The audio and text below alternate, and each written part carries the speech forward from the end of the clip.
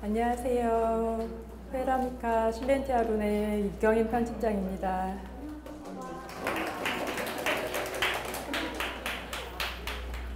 인스타그램에서는 조안나라는 이름을 쓰고 있고요. 실제로도 지인분들은 조안나라고 부르고 있습니다.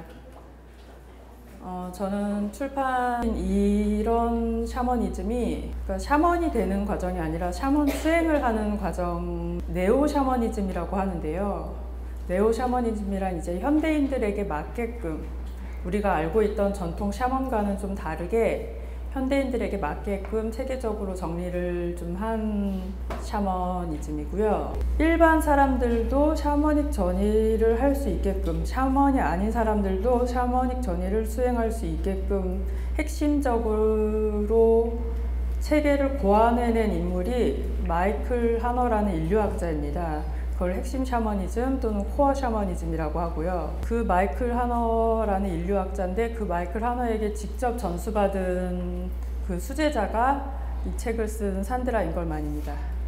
산드라 잉걸만은 이 책을 쓴 목적이 있는데 이건 정말 샤머닉 전이에 대해서 아무것도 모르는 사람, 아예 한 번도 들어본 적도 없는 사람, 정말 초보들을 위해서 쓴 입문서이자 실습서예요. 이 이론에 관한 얘기는 거의 없습니다. 별로 없고 실습서라서 여기 써 있는 대로 그냥 꼼꼼히 읽고 따라만 하면은 누구나 샤먼의 여행을, 샤머닉 전이를 할 수 있다라고 써 있어요. 그럼 오프닝으로 설명은 여기까지 하고요. 오늘의 순서를 조금 가볍게 설명을 드리겠습니다. 1부에서는 우리 라성일 선생님의 강연이 있을 거예요. 그리고 강연이 끝나고 나면은 휴식 시간을 잠시 갖고 2부에서 이제 샤머닉 전이 체험을 해볼 건데요. 손준호 드러머님의 북소리를 들으면서 라이브로 안대를 쓰고 직접 체험을 해볼 겁니다. 한번 해보시면은 처음부터 되시는 분들도 계실 거예요. 하위세계 가는 체험을 할 건데 뭐 보고 온 것 같아, 이런 분들도 계실 거예요. 근데 아마 대부분 많은 사람들이 그냥 우왕좌왕 하다가 안 되실 겁니다. 그 당연해요, 처음이니까. 그렇지만 오늘 배워야 할 거는 하위 세계라는 게 있다는 개념, 그리고 어떤 거, 그리고 이렇게 많은 사람들이 한 군데서 모여서 한다라는 것도 좀 특별한 경험이거든요. 그것을 한번 배워보는 시간으로 가졌으면 좋겠고요. 손준호 드러머님은 거의 30년간 드러머 생활을 해오신 북과 함께 살아오신 분입니다. 올드 퍼커션의 대표이시기도 하시고요. 지금 아프리카 음악을 가르치고 계십니다. 저희가 15주 가까이 샤머닉 전이 스터디를 했는데요. 거기서 이제 발군의 실력을 보이신 목혜경 작가님이 계십니다.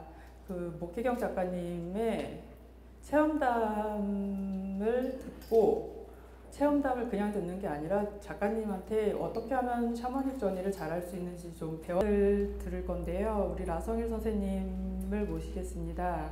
라성일 선생님은 영어 문체학 전문가이시고요. 우리나라에서 영어를 제일 잘하시는 분이신데 또 타로의 고수이시기도 합니다. 타로 이론에 있어서는 또 따라오실 분이 없으세요. 근데 또 느닷없이 샤머니즘을 하신다고 샤머니즘 원서를 수십 권을 읽어 제끼신 분이셔서 아마 곧 대가를 이루실 모양이신 것 같습니다. 그럼 강연 재밌게 들어주시고요.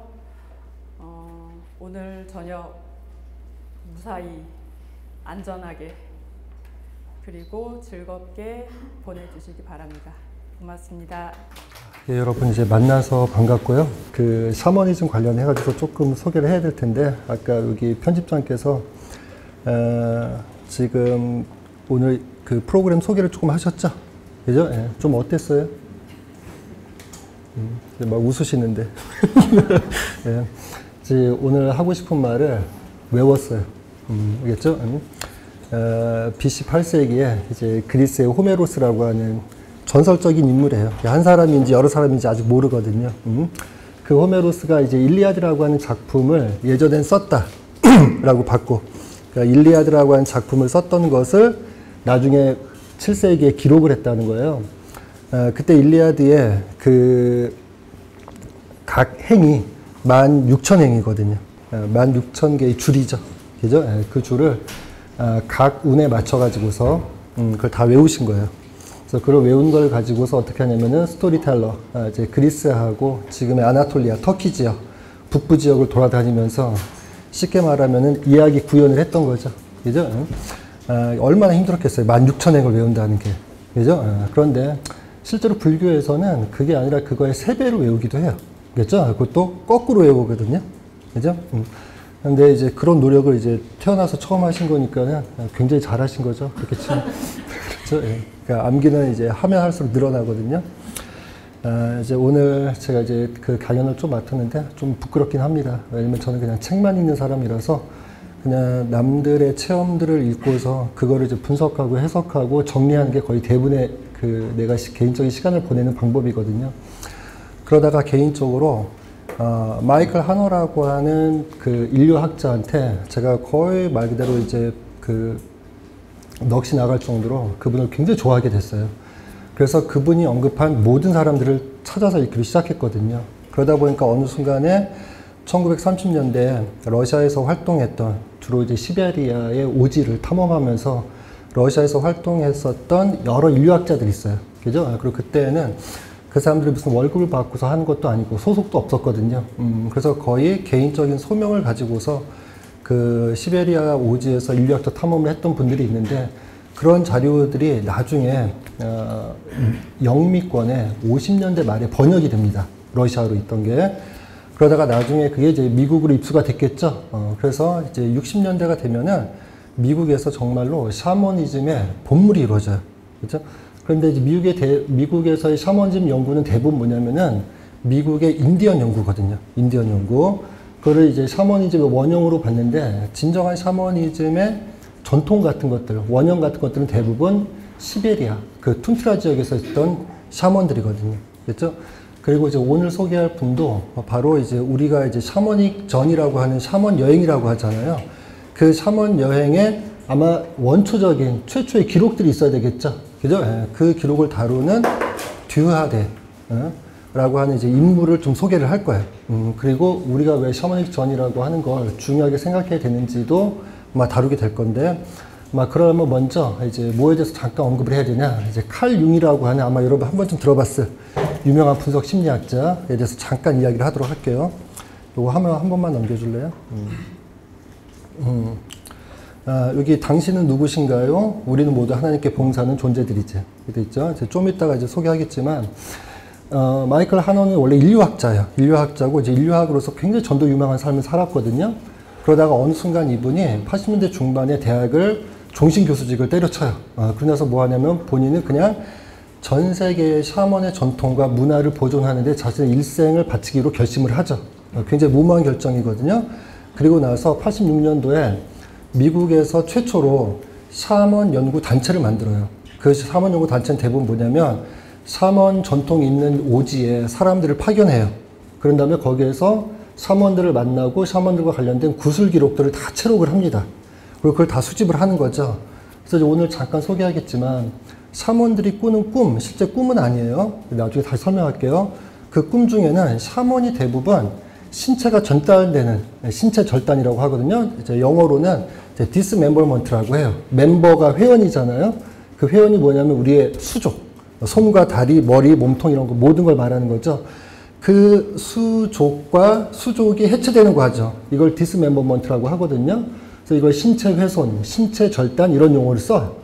근데 대부분의 샤먼들을 보니까 시베리아 샤먼들 뿐만 아니라 북미 원주민 인디언들 있죠. 인디언들 샤먼들도 대부분 뭐냐면은 영계, 흔히 말하는 지하세계를 여행할 때 자주 신체 절단이라고 하는 경험을 하거든. 그죠? 그리고 지금은 인류학자들하고 정신분석학자들이 연합을 해가지고서 도대체 신체 절단이라고 하는 이 끔찍한 꿈을 혹은 이런 체험들을 왜 하는지가 많이 설명돼 있어요. 그렇죠? 그리고 그런 기록이 최초로 남았던 사람이 바로 듀하데라는 사람이거든요. 시베리아 샤먼. 그거 하기 전에 그런데 그 마이클 하너가 1982년도에 직접 동굴에 가가지고서 자기가 어떤 체험을 하게 됩니다. 그리고 그 체험이 다 끝나갈 때 갑자기 궁금했어요. 자기가 만났던 어떤 신비한 정령들. 그래서 이분이 동굴을 나가고 나면 더 이상 그 정령들하고 얘기를 하지 못할 것 같아서 급한 마음에 머릿속에 갑자기 떠오른 거죠. 당신들은 누구십니까? 지금까지 자기랑 얘기했던. 그죠? 그랬더니 한 목소리로 다양한 형태와 형식으로 존재했던 정령들이 한 목소리로 대답을 하는 과정이 있어요. 그게 바로 뭐냐? 우리는 모두 하나님을 위해서 일하지. 이렇게 대답을 하거든요. 그죠? 아마 마이클 하너는 기독교인은 아니에요. 그리고 그 정령들이 말했을 때 그분은 우리가 생각하는 기독교 교리로서의 하나님을 말한 건 아닐 거예요. 아마 우리가 말하는 아마 최고의 어떤 그 진리라고 말할 수 있는 것들. 그죠? 그러니까 인간 경험의 극치라고 말할 수 있는 걸 우리가 신이라고 부른다면 그 신을 마이클 하너라고 하는 서구인에게 알아들을 수 있는 가장 좋은 용어는 하나님이거든. 그죠? 그래서 그 정령들이 존재하는 목적이 뭔가를 봤더니 자신이 질문했던 대로 우리는 모두 하나님을 기쁘게 하기 위해서 일을 한다라고 정령들이 대답을 했거든요. 그죠? 그럼 한 장만 넘겨주실래요? 여기 그림이 조금 보이세요? 그죠? 여기 보니까 이제 부엉이 같은 게 있죠. 그리고 여기 할머니가 있죠. 근데 할머니가 자세히 보니까 어때요? 우리한테 익숙했던 그 다정하신 할머니의 모습 같지는 않죠. 특히 손 같은 걸 보면, 눈동자 같은 걸 보면 실제 부엉이의 발톱이나 부엉이의 눈을 좀 닮아가고 있거든. 그죠? 그리고 저기는 아마 누가 봐도 동굴 같죠. 그리고 저 뒤에는 이제 불빛도 보이죠. 그죠? 요건 뭐냐면 칼융 심리학자 중에 프랜시스 웍이라고 하는 심리학자가 있어요. 이분이 자신이 내담했던 환자가 있거든요. 그 환자가 40대 초반이었는데 어젯밤 혹은 전날 밤에 꿨던 꿈을 프랜시스 웍에게 말을 해줬어요. 그리고 자기는 이 꿈이 뭔지 잘 모르겠다는 거예요. 그죠? 참고로 이분은 환자가 아니에요. 그냥 내담자예요. 우리는 언제든지 정신적인 위기를 겪으면 심리치료나 심리상담을 받을 수가 있거든. 그 심리상담을 받는 과정 중에서 꾼 꿈, 그 전날 밤에 꾼 꿈을 프랜시스 웍한테 말을 해준 거거든. 그때 그분이 자기 꿈 얘기를 해주겠죠. 프랜시스 웍한테. 그때 그 여자분이 말을 해줘요. 자기가 꿈을 꿨는데 거기가 깊은 밤이 되고 있었대요. 한밤중으로 가려고 하는 거죠. 그런데 갑자기 자기 주변에 아무도 없었다는 거예요. 그리고 자기는 어디에 있었냐면 숲속에 혼자 있었대요. 이때부터 조금 무서워지기 시작했죠. 그런데 저쪽에 모닥불 하나가 피어 있는 거죠. 그래서 자기는 어떻게 해요? 두려워서 모닥불이 있는 곳으로 천천히 걸어갔어요. 그래서 모닥불 주변에서 자기가 어쩔 줄 모르고 서성이고 있는데 갑자기 저쪽에서 올빼미 한 마리가 자기가 있는 곳으로부터 날아오기 시작한 거죠. 근데 그 올빼미는 자기가 평소 현실 세계에서 알고 봤던 올빼미보다 훨씬 컸거든. 그죠? 아마 독수리나 보다 훨씬 컸던 것 같아요. 근데 그 올빼미는 자기 주변에서 하늘을 높이 날다가 어쩔 때는 땅 가까이 날아가기 시작했고 이걸 계속 반복했다는 거예요. 하늘 높이 날아가고 혹은 땅 가까이 날아가고 그러다가 갑자기 그 모닥불 있는 곳으로 날아오더니 올빼미가 자신의 날개로 그 모닥불을 꺼버렸다는 거예요. 그래서 자기가 어쩔 줄 모르고 있는데 그 올빼미가 있는 곳으로 따라가기 시작했대요. 그때부터 자기 몸이 뜨기 시작했다는 거예요. 왜냐면 올빼미를 따라가려면 날아야 되니까. 그래서 그 올빼미를 따라가고 있는데 갑자기 그 올빼미가 어떤 숲속에 언덕에 입구로 자기를 데리고 갔대요. 그리고 그 입구에 자기가 내려보니까 그 입구 쪽을 바라보니까 저쪽에 지하 동굴이 하나 있었거든. 지하 동굴이. 그래서 자기는 그 지하 동굴을 따라갔다는 거죠. 그래서 지하 동굴을 따라갔는데 그때부터는 겁이 나질 않았대요. 그래서 거기를 딱 들어보니까는 동굴 안으로 깊이 들어왔는데 그 동굴에 요 사면 있죠. 사면에 굉장히 다양한 종류의 이미지들이 사면에 이렇게 쭉 걸쳐 있는 거예요. 그게 실제 벽에다가 그린 이미지인지 아니면 자기 눈앞에 나타나는 그냥 환영처럼 헛개비처럼 나타나는 이미지는 잘 모르겠다는 거예요. 그래서 그게 뭔지 모르고 있었는데 갑자기 자세히 보니까 자기 가족들의 얼굴들이었다는 거예요. 그래서 신원을 확인하고 나니까 어때요? 조금 용기를 내서 그 이미지가 있는 쪽으로 다가갔죠. 갔더니 그 여러 얼굴 중에서 한 얼굴이 보이는데 그게 딱 봐도 자기 할머니 얼굴이었대요. 그래서 할머니 얼굴을 보고 나서 가까이 가서 이상하게 횃불이 손에 들고 있었거든. 그 횃불을 가지고서 어때요? 할머니 얼굴 있는 쪽으로 대고 나니까 갑자기 할머니 얼굴이 굉장히 무섭고 공포스러운 마녀처럼 변하기 시작했다는 거거든요. 근데 자기는 그 모습을 보고 싶지 않고 너무 두려워가지고서 횃불을 치우고 도망가고 싶은데 몸이 얼어붙은 거야.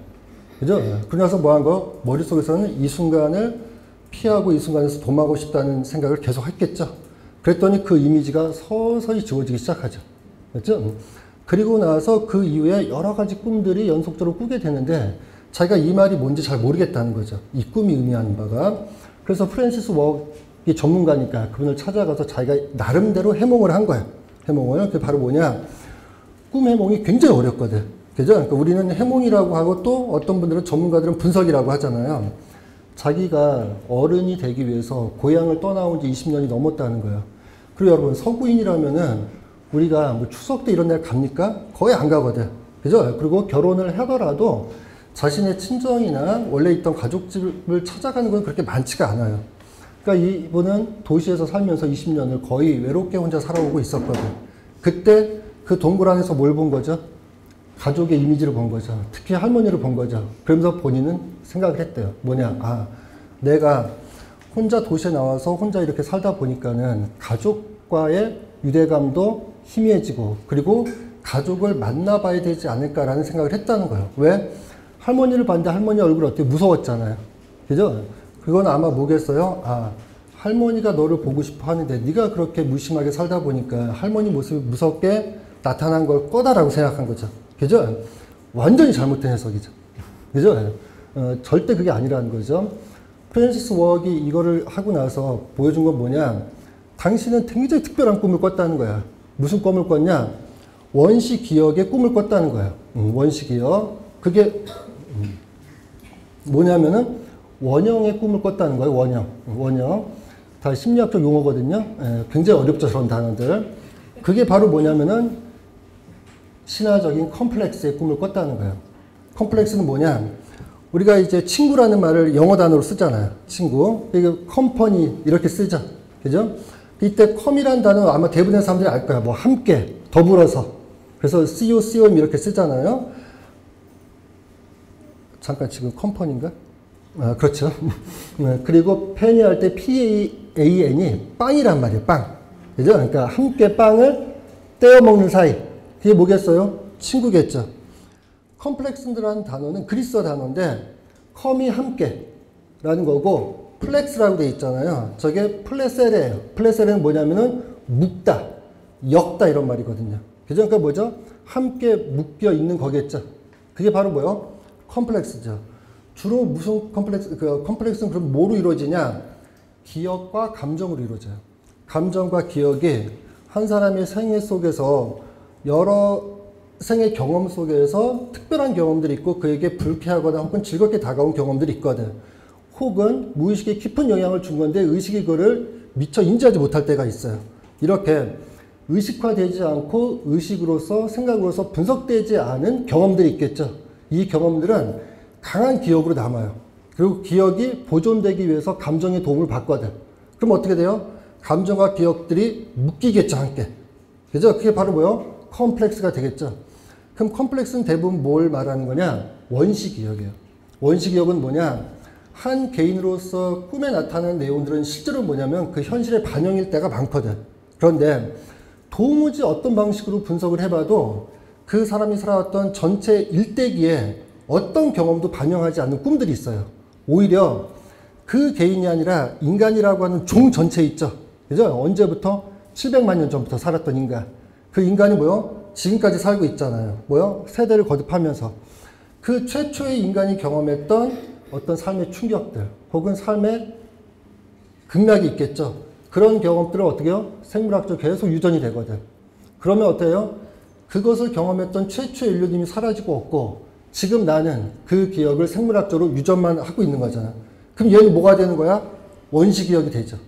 그죠? 원시 기억이 되고 나면 얘는 내가 의식화를 해야 되거든. 근데 그 의식화가 되겠어요? 안 되겠어요?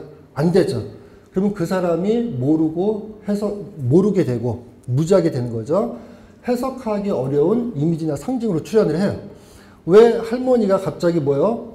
마녀로 출현을 하고 그에게 극한 감정적인 동요를 일으키냐는 거야. 왜? 그 앞에서 두려웠으니까. 알겠죠? 이게 바로 뭐냐면은 컴플렉스가 출현한 거죠. 다만 이 컴플렉스는 뭐야?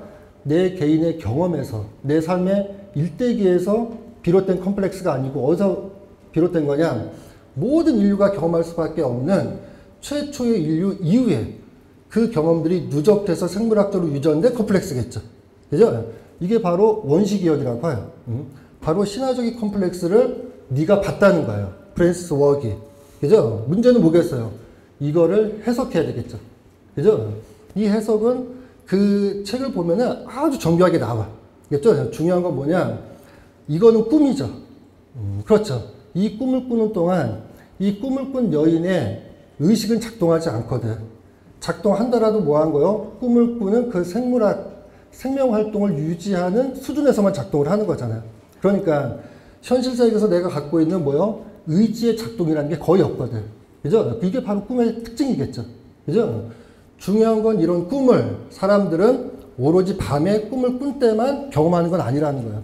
그래서 심리학자들은 꿈과 동일한 기능을 하는데 그 작용하는 방식이 혹은 성격이 좀 다른 것들을 하나 만들어낸 용어가 있죠. 그게 바로 뭐냐면 꿈, 사고라고 하는 거예요.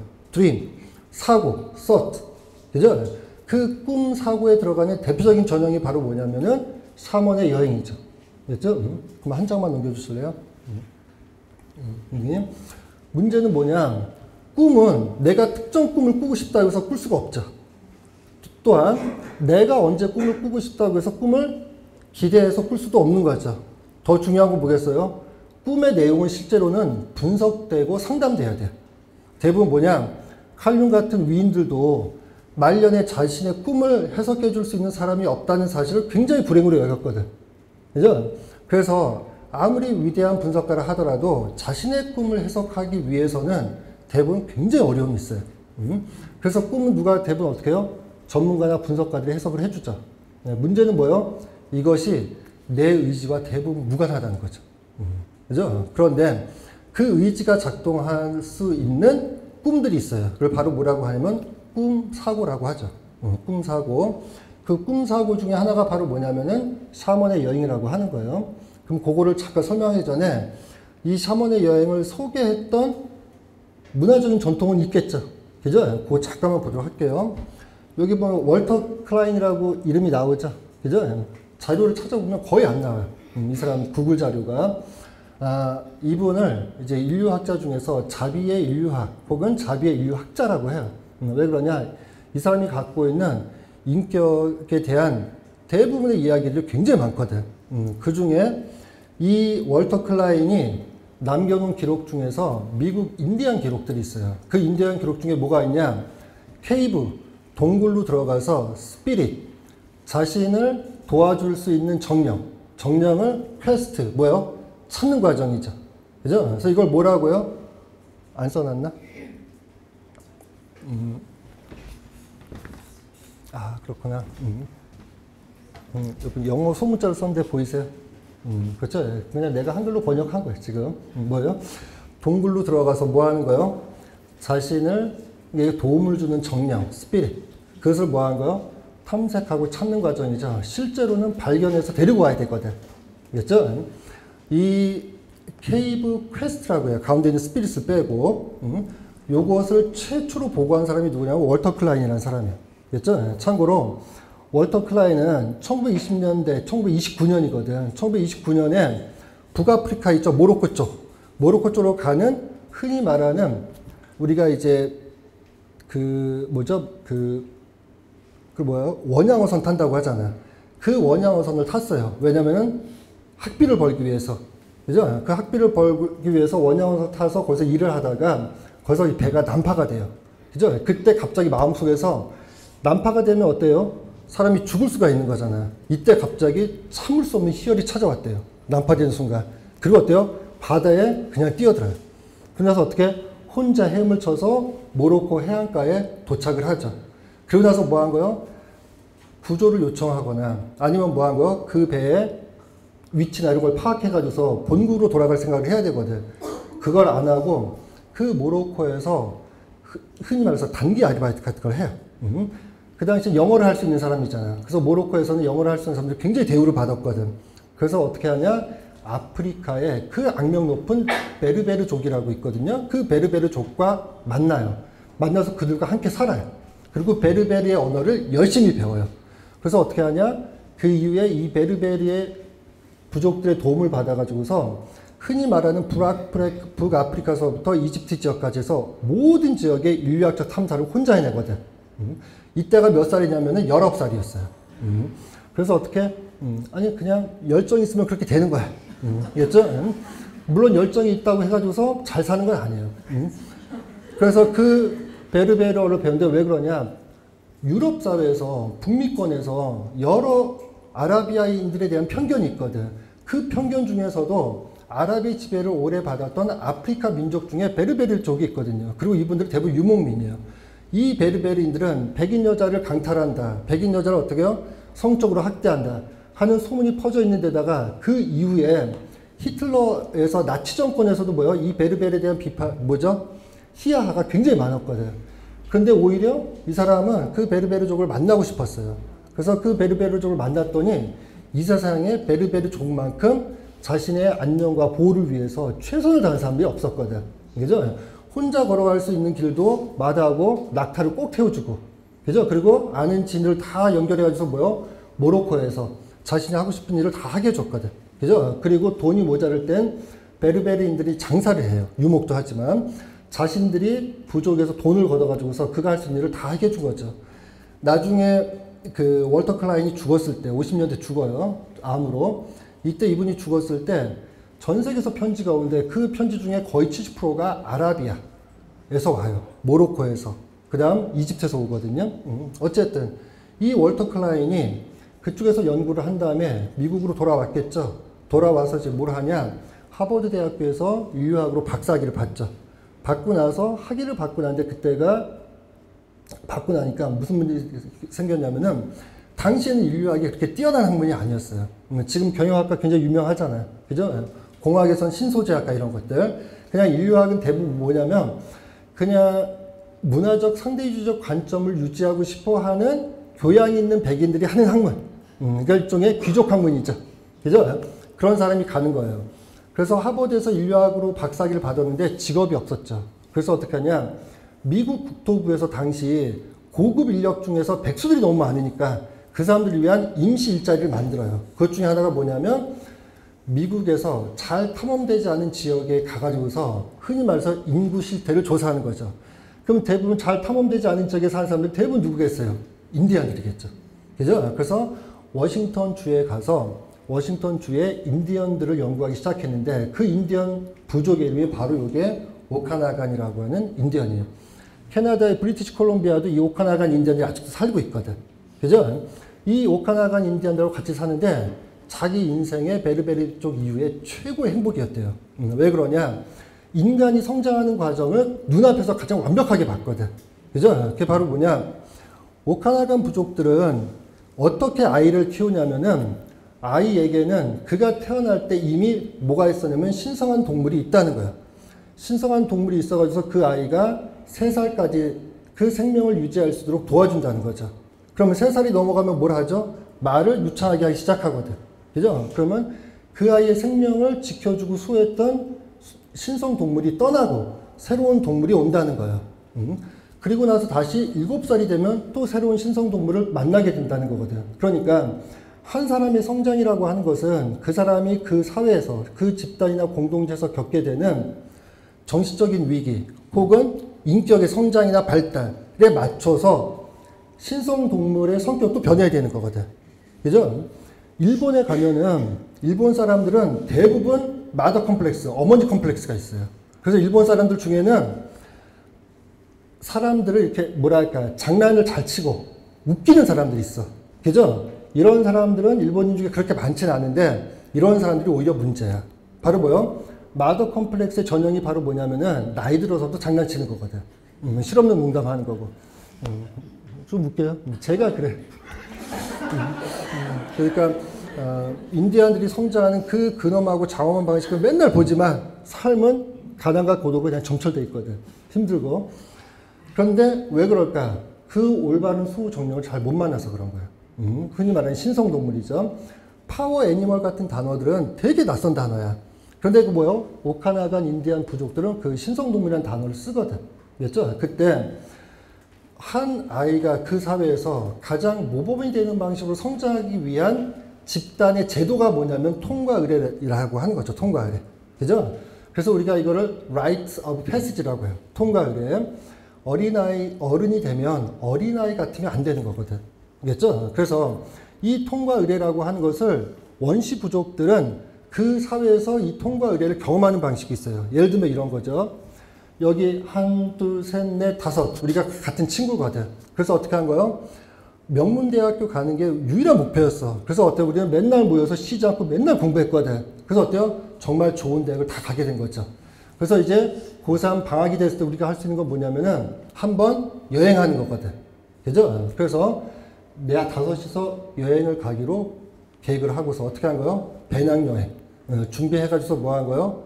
준비를 하고 있었죠. 그리고 나서 뭐죠? 토요일날 4시에 여행을 가기로 저 청량리역에서 만나기로 했는데 막상 만나보니까 들떠 있어야 되는데 그 중에 한 3명은 조금 마음이 우울한 거예요.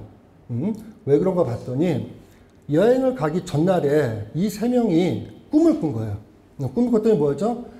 여행을 가려고 준비하던 바로 전날 밤에 아버지가 돌아가시는 꿈을 꿔요. 그리고 뭐 한 거예요? 여행 중에 크나큰 교통사고가 나는 꿈을 꾸거든.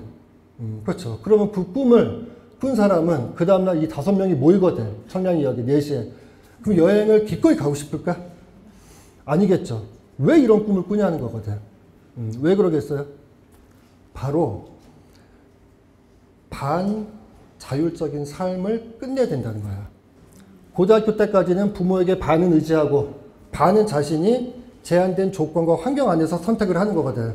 그러니까 나의 책임이라고 하는 건 언제나 부모의 책임하고 결부되어 있는 거죠. 그죠? 그런데 고등학교 졸업하면 어떻게 되겠어요? 자율적으로 독립적으로 살아야 되는 거거든. 그죠? 그러면 무의식은 우리한테 신호를 보내줘. 뭐라고? 지금까지 살아왔던 18세 혹은 19세의 뭐죠? 삶의 한 과정 있잖아. 그 과정을 끝내야 된다는 거거든. 그 끝내는 걸 보여주는 게 바로 뭐요? 죽음이라는 원형의 이미지죠. 그죠? 네가 가는 여행은 뭐라는 거예요? 지금까지 살아왔던 그 에고, 자아의식을 버리기 위한 여행이라는 거예요. 그래서 뭐 한 거예요? 새로운 자아의식을 획득하기 위한 여행이거든. 그러면 뭐가 죽어야 되겠어? 그렇죠. 자기 안에 있었던 과거의 자아가 죽어야 되겠죠. 그죠? 이런 걸 우리가 뭐라고 하냐면 원형적인 꿈이라고 해. 그렇죠? 그러니까 뭐냐? 인간의 죽음은 인생에서 단 한 번밖에 없거든. 하지만 그 죽음을 생물학적으로 경험한 것 이외에 사람은 다른 방법이 없냐는 거야. 죽음이라고 하는 건 뭐죠? 우리의 삶 속에서 우리가 성장하기 위해서 끊임없이 순환된다는 거거든. 그 순환 중에 하나는 뭐겠어요? 자신이 뱀이 자신의 뭐요? 껍데기를 탈피하듯이 삶의 일정한 인격의 발달이 이루어지는 순간에 그 껍데기를 벗어내야 되거든. 그럼 과거에 오래된 자아는 어떻게 되겠어요? 죽어야 되거든. 그 죽음을 알려주는 실제로는 신나는 꿈이었거든. 바로 네가 뭐요? 과거의 자아와 결별하게 됐다는 그 신호를 보여주는 거죠. 그죠? 그런데 우리는 이런 거를 해석하기 너무나 어렵죠. 그죠? 그래서 여행 가기를 주저하거든, 사실은. 그렇죠? 그래서 그 5명의 여행을 가면서 어때요? 내내 우울해. 그래서 뭐 한 거요? 돌아와서 뭐 어때요? 전혀 기쁘지가 않았죠. 왜? 이 여행의 최대 결과는 바로 뭐겠어요? 성과는 그냥 사고가 나지 않은 것. 그죠? 원형의 꿈이 가르쳐주는 그 메시지를 전혀 이해하지 못한 거죠. 이해되세요? 그런데 이런 것을 무의식이 보내주는 방법도 있지만 아예 그 사회가 준비해 줄 수가 있거든. 그죠? 그게 바로 뭐요? 인디언 문화에서 통과 의례라고 하는 거죠. 바로 뭐냐? 어린아이가 부모와 함께 자율적으로 판단하고 자율적으로 활동을 하면서 부모로부터 독립된 인격으로 인정받아야 되거든. 그게 인디언 오카나간, 인디언 부족에서는 몇 살이냐면 7살이에요. 어때요? 어린아이를 일찍 인정해 주죠. 그러면 그 어린아이의 아버지는 그 애를 데리고서 신성한 숲으로 가요. 그 숲에 가면 항상 동굴이 있거든. 그 부족에. 그리고 그 동굴 안에 뭐요? 자기 아들을 동아줄에 묶어요. 그래서 어때? 내리거든, 애를. 그러고 나서 어떻게 하는 거예요? 거기에 하룻밤 먹을 수 있는 식량을 내려줘요. 그리고 거기에 먹지 말아야 될 음식도 내려줘. 바로 뭐겠어요? 그 음식을 보고 찾아올 정령들이거든. 그렇죠? 그래서 하나는 자기가 먹고 하나는 뭐요? 정령들을 섬기기 위해서 만드는 거죠. 그러고 나서 어떻게 해요? 아이를 내려놓고 부모는 집으로 가야 돼요. 무조건. 그럼 그 아이는 거기서 잠을 자야 돼. 밤에. 그러고 나서 어떻게 해요? 절대로 뭐 한 거요? 무슨 일이 있어도 잠에서 깨어나야 한다고 주지를 시키거든. 그럼 아이는 불편하게 잠을 자. 그러고 나서 어떻게 해요? 한밤중에 깨어나죠. 그죠? 깨어나면은 정말로 마음속으로 그 실제로 소리내서 뭐 한 거요? 너를 지켜줄 정령을 부르라는 거야. 고함 쳐서. 그죠? 그러면 어떻게 되는 거예요? 그 정령이 찾아온다는 거거든. 그죠? 이때 정령이 제일 싫어하는 게 뭐냐면 거짓말이거든. 애가 너무 무서워서 뭐 한 거예요? 그 다음에 아빠가 왔을 때 뭐 한 거예요? 정령을 봤다고. 그죠? 예? 그래서 어떻게 데리고 가죠? 100% 적발되거든. 알겠죠? 그러니까 어떻게 하는 거예요? 무슨 일이 있어도 그 아이는 거짓말을 할 수가 없어요. 그러면 하루 만에 정령을 만난 애들도 있고, 이틀도 있고, 3일도 있죠. 3일이 넘어가면 어때요? 그 애는 아직 존중을 못 받아. 가서 어떻게 하는 거야? 아직 애들처럼 살아야 돼. 그죠? 그래서 1년을 기다려야 되는 거거든. 그죠? 그렇게 해가지고서 오카나간 부족에서는 한 사람이 태어나서 죽을 때까지 그 사람의 인격의 발달에 맞춰서 다양한 종류의 통과 의례의 제의가 있었던 거죠. 이때 이 사람들은 대부분 어딜 가냐? 다 동굴을 가요. 그렇죠? 때때로 오카나간 부족의 샤먼들은 자기가 죽을 때 혼자 동굴을 가요. 그래서 뭐요? 그 정령을 불러내거든. 그래서 정령이 오지 않으면 자기가 죽을 거라는 그때 인정을 하죠. 왜 그러냐? 정령은 그 사람과 더불어 평생을 사는데 이제 뭐한 거야? 나이 든 사람이, 그 샤먼이 그 공동체에게 나눠줄 수 있는 지혜가 더 이상 없을 때 정령은 떠나가죠. 그거를 본인 자신이 알고 있거든. 그죠? 그러면 어때요? 그걸 확인하기 위해서 동굴로 가는 거죠. 그래서 그때는 정령을 부르죠. 그럼 어때요? 정령이 대답을 안 하거든. 그죠? 그럼 어때요? 자신이 정령을 불렀는데 정령이 대답하지 않았다는 거야. 그죠? 그래서 내가 뭐 하는 거예요? 곧 죽게 될 테니까는 자신의 임종을 준비해 달라는 거거든. 참고로 오카나간 부족에서는 샤먼은 풍장을 해요. 땅에 묻는 게 아니거든. 알겠죠? 왜? 까마귀들이 먹어야 되니까. 알겠죠? 까마귀가 샤먼의 뭐요? 신체를 쪼아먹고서 하늘로 데리고 간다는 걸 믿고 있거든. 그죠? 이걸 보는데 처음엔 이게 보니까 너무 이상한 거야. 왜 그래? 어린 아이가 그 동굴에 혼자 있다는 것도 아동학대지만 또 뭐가 문제겠어요? 정령을 불러서 온다라고 하는 것도 서구인들의 입장에서는 그 정령의 존재를 확인할 방법이 없거든. 그죠? 그래서 이거를 오랫동안 현지 조사하다가 실제로 그 정령대로 살아온 그 사람들을 봤어. 그죠? 반대로 보면 자기가 어떤 말을 할 때 정령이 하는 듯이 이상의 두 개의 인격을 갖고 있는 거야. 그죠? 마치 정신분열, 정신해리가 있는 사람이 자기가 말하면서 동시에 뭐한 거? 그 누군가의 인격을 말하는 것, 그걸 느꼈거든. 그렇죠? 그래서 이거를 오랫동안 연구하고 나서 그때 내린 유명한 결론이 있어요. 바로 뭐냐? 인류학은 샤머니즘이라고 하는 것들을 뭐요? 샤머니즘은 샤먼이겠죠. 샤먼. 우리가 무당이라고 불러도 좋고 그냥 샤먼이라고 불러도 되거든. 전통적으로 인류학에서 샤먼은 뭐라고 하냐면 정신병을 앓고 있는 어떤 개인의 특수한 정신 활동으로 본 거야. 이게 무슨 말이냐? 간질을 앓잖아. 간질을 앓면 어때요? 간질이 오는 순간 실제로 간질 환자 중에 13%는 엑스타시를 경험해요. 트랜스 상태에 들어가거든. 그죠? 그리고 나머지는 못 들어가고. 그러면 간질과 같은 어떤 특수한 감각, 신체, 정신의 병을 앓고 있는 사람이 있겠죠.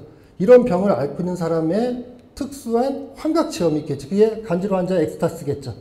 샤먼을 이렇게 본 거야. 그죠? 그런데 오히려 오카나간 부족들의 샤먼들을 보면 그 부족들은 모든 삶의 지혜, 우리가 위즈덤이라고 하죠. 그리고 삶을 살아가려면 활력이 있어야 되거든. 라이프 포스. 그죠? 활력이 있어야 돼. 그 활력을 공동체의 모든 개인들에게 나눠주고 그걸 찾는 방법을 가르쳐준 사람들이 다 누구냐면 샤먼이었죠. 그리고 샤먼처럼 뭐하고 이 통과 의례를 가장 완벽하게 치러내는 존재가 없었거든. 그래서 이 오카나간에 관한 기록들을 굉장히 열심히 기록했어요. 이때가 바로 1953년이거든. 1953년에 월터 클라인은 뭐라고 썼냐? 버클리 대학교의 인류학과에서 강의를 하고 있었어요. 물론 이때도 이분은 평생 신분이 정규직이 아니었어. 뭐요? 시간 가서 일을 하고 있었거든. 그죠? 그때 이 월터 클라인에게서 학부생으로서 공부를 했던 사람이 바로 마이클 하너예요. 그렇죠? 그리고 이 마이클 하너가 자신이 인류학을 전공한 사람 중에서 그 인류학을 포기하지 않았던 한 가지 이유는 월터 클라인 때문이었고, 또 하나 자기가 인류학의 분과 중에서 가장 뭐죠? 저평가됐던 샤머니즘 연구를 본격적으로 하게 된 것도 월터 클라인 때문이라는 거예요. 기존의 인류학에서 샤머니즘은 샤머니라고 하는 독특한 정신병자가 경험하는 특수한 정신현상이잖아. 그죠? 그러고 나서 뭐 한 거요? 이 월터 클라인의 동굴 체험 있죠? 아까 케이브 스피릿 퀘스트 한다는 거. 이거를 자기가 직접 해보기로 결정을 하죠. 마음을 먹죠. 참고로 마이클 하너는 이미 저기 남미 페루에 가서 히바로 혹은 쇼아라고 해요. 히바로, 쇼아라고 하는 원주민들하고 2년을 살았어요. 그리고 거기서 뭐 한 거요? 가장 강력한 환각약초인 아와스카 있죠. 그 아와스카를 먹고서 정말로 극적인 경험을 해요. 엑스타시를. 그죠? 그리고 나서 거기에 깨어났을 때 거기에 히바로 부족의 원주민이 내가 보니까 너는 원래 이걸 할 필요가 없었다는 거야. 왜? 너는 그냥 샤먼이 되기로 전비되어 있었으니까. 근데 마이클 하너는 그걸 믿지 않아. 왜? 그냥 원시 부족이 하는 말들을 서구의 인라이튼드, 계몽된 학자가 믿기는 애매하잖아. 그렇죠? 그러다가 나중에 뭐 한 거요? 자신이 직접 월터 클라인이 말한 대로 뭐죠? 동굴에 들어가죠. 그렇죠? 그게 바로 언제냐? 1982년이에요. 1982년. 아주 더운 여름이었거든요. 한 번만 보세요.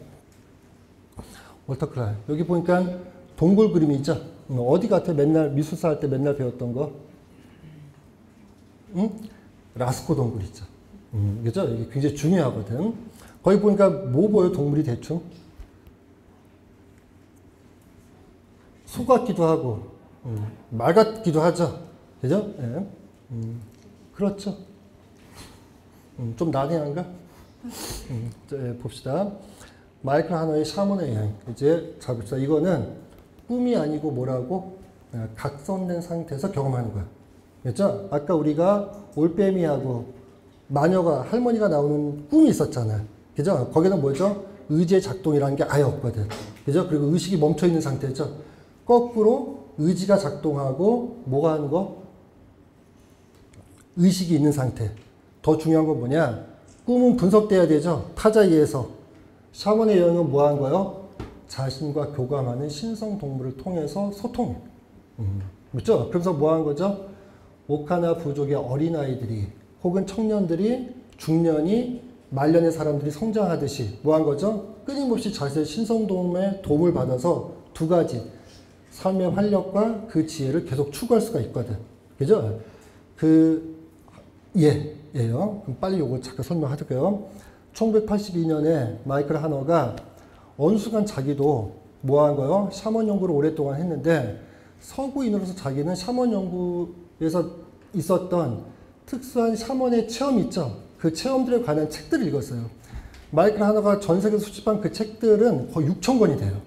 그 6,000권을 읽을 수 있거든, 사람이. 그랬죠? 그리고 나서 중요한 건 뭐야? 번역된 자료들을 갔더니 그게 한 72,000점이 돼요. 자료들. 그걸 읽고 나면 뭐 한 거예요? 어떤 샤머니즘의 공통되고 보편적인 특성을 발견했거든. 그죠?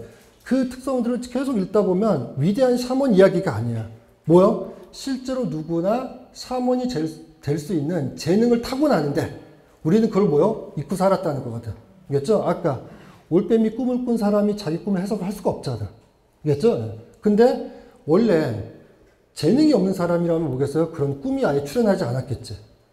그죠? 마찬가지로 샤먼이라고 하는 게 우리가 봤던 뭐요? 타자로서 존재하는 게 절대 아니었다는 거거든. 그러면 자기 그걸 직접 체험해봐야겠죠. 그죠? 그래서 어떻게 하냐? 82년 그 더운 여름에 동굴에 들어가기 마음을 먹어요. 워싱턴주에 셰난도 들어보지 않았어요? 셰난도 리버 갑자기 미국 가수 누구지?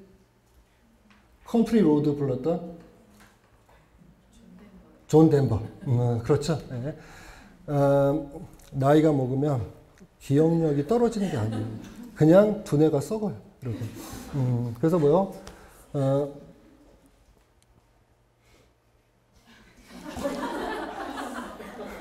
카를로스 뭐죠? 카스테네다. 그죠? 카스테네다가 진정한 위대한 마법사가 궁극에 가서 제일 두려워하는 게 있다는 거야. 죽음 이런 게 아니야. 뭐요?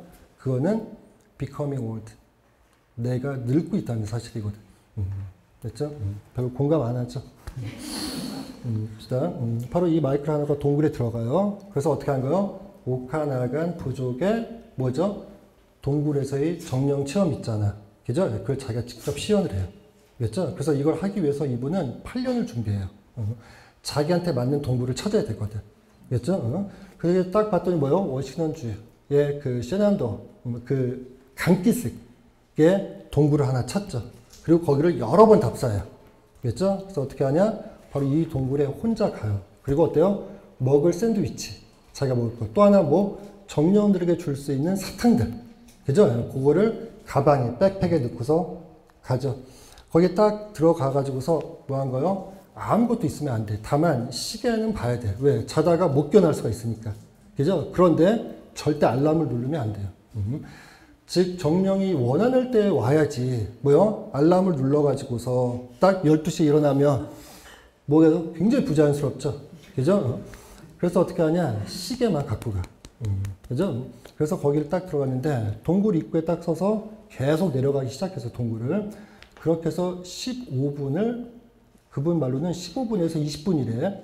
그걸 자기가 시간을 재면서 내려간 게 아니니까 쭉 내려갔겠죠. 그런데 더 이상 너무 어두워서 들어갈 수가 없다는 거야. 왜? 거기 들어갈 때 플래시라이트를 갖고 가는 게 아니라 시계빛을 보고서 이렇게 내려가는 거거든. 왜 그러냐? 동굴에 들어가는 그 어려움들을 다 체험해야 되거든. 알겠죠? 그래서 15분, 20분을 내려가서 거기에 넓은 땅이 하나 있었어. 동굴 안에. 그리고 거기에 앉아 있었죠. 배낭을 깔고. 그죠? 배낭을 깔고 앉아 있었는데 거기서 자기가 뭘 해야 되는지 천천히 생각했어요. 그죠? 생각을 하고 나서 뭐 한 거예요? 잠을 먼저 청해야 되는 거잖아. 그죠? 그래서 어떻게? 정말로 잠을 잤죠. 그죠? 잠을 자고서 일어났는데 아마 잠을 자기 전에 2시간 동안 잠이 안 왔대. 그죠? 그러니까 동굴에 들어갈 때부터 이미 20분이 지난 거니까 2시간, 20분, 30분을 허비한 거죠. 그러고 나서 뭐 한 거예요? 잠자리에 들었어요.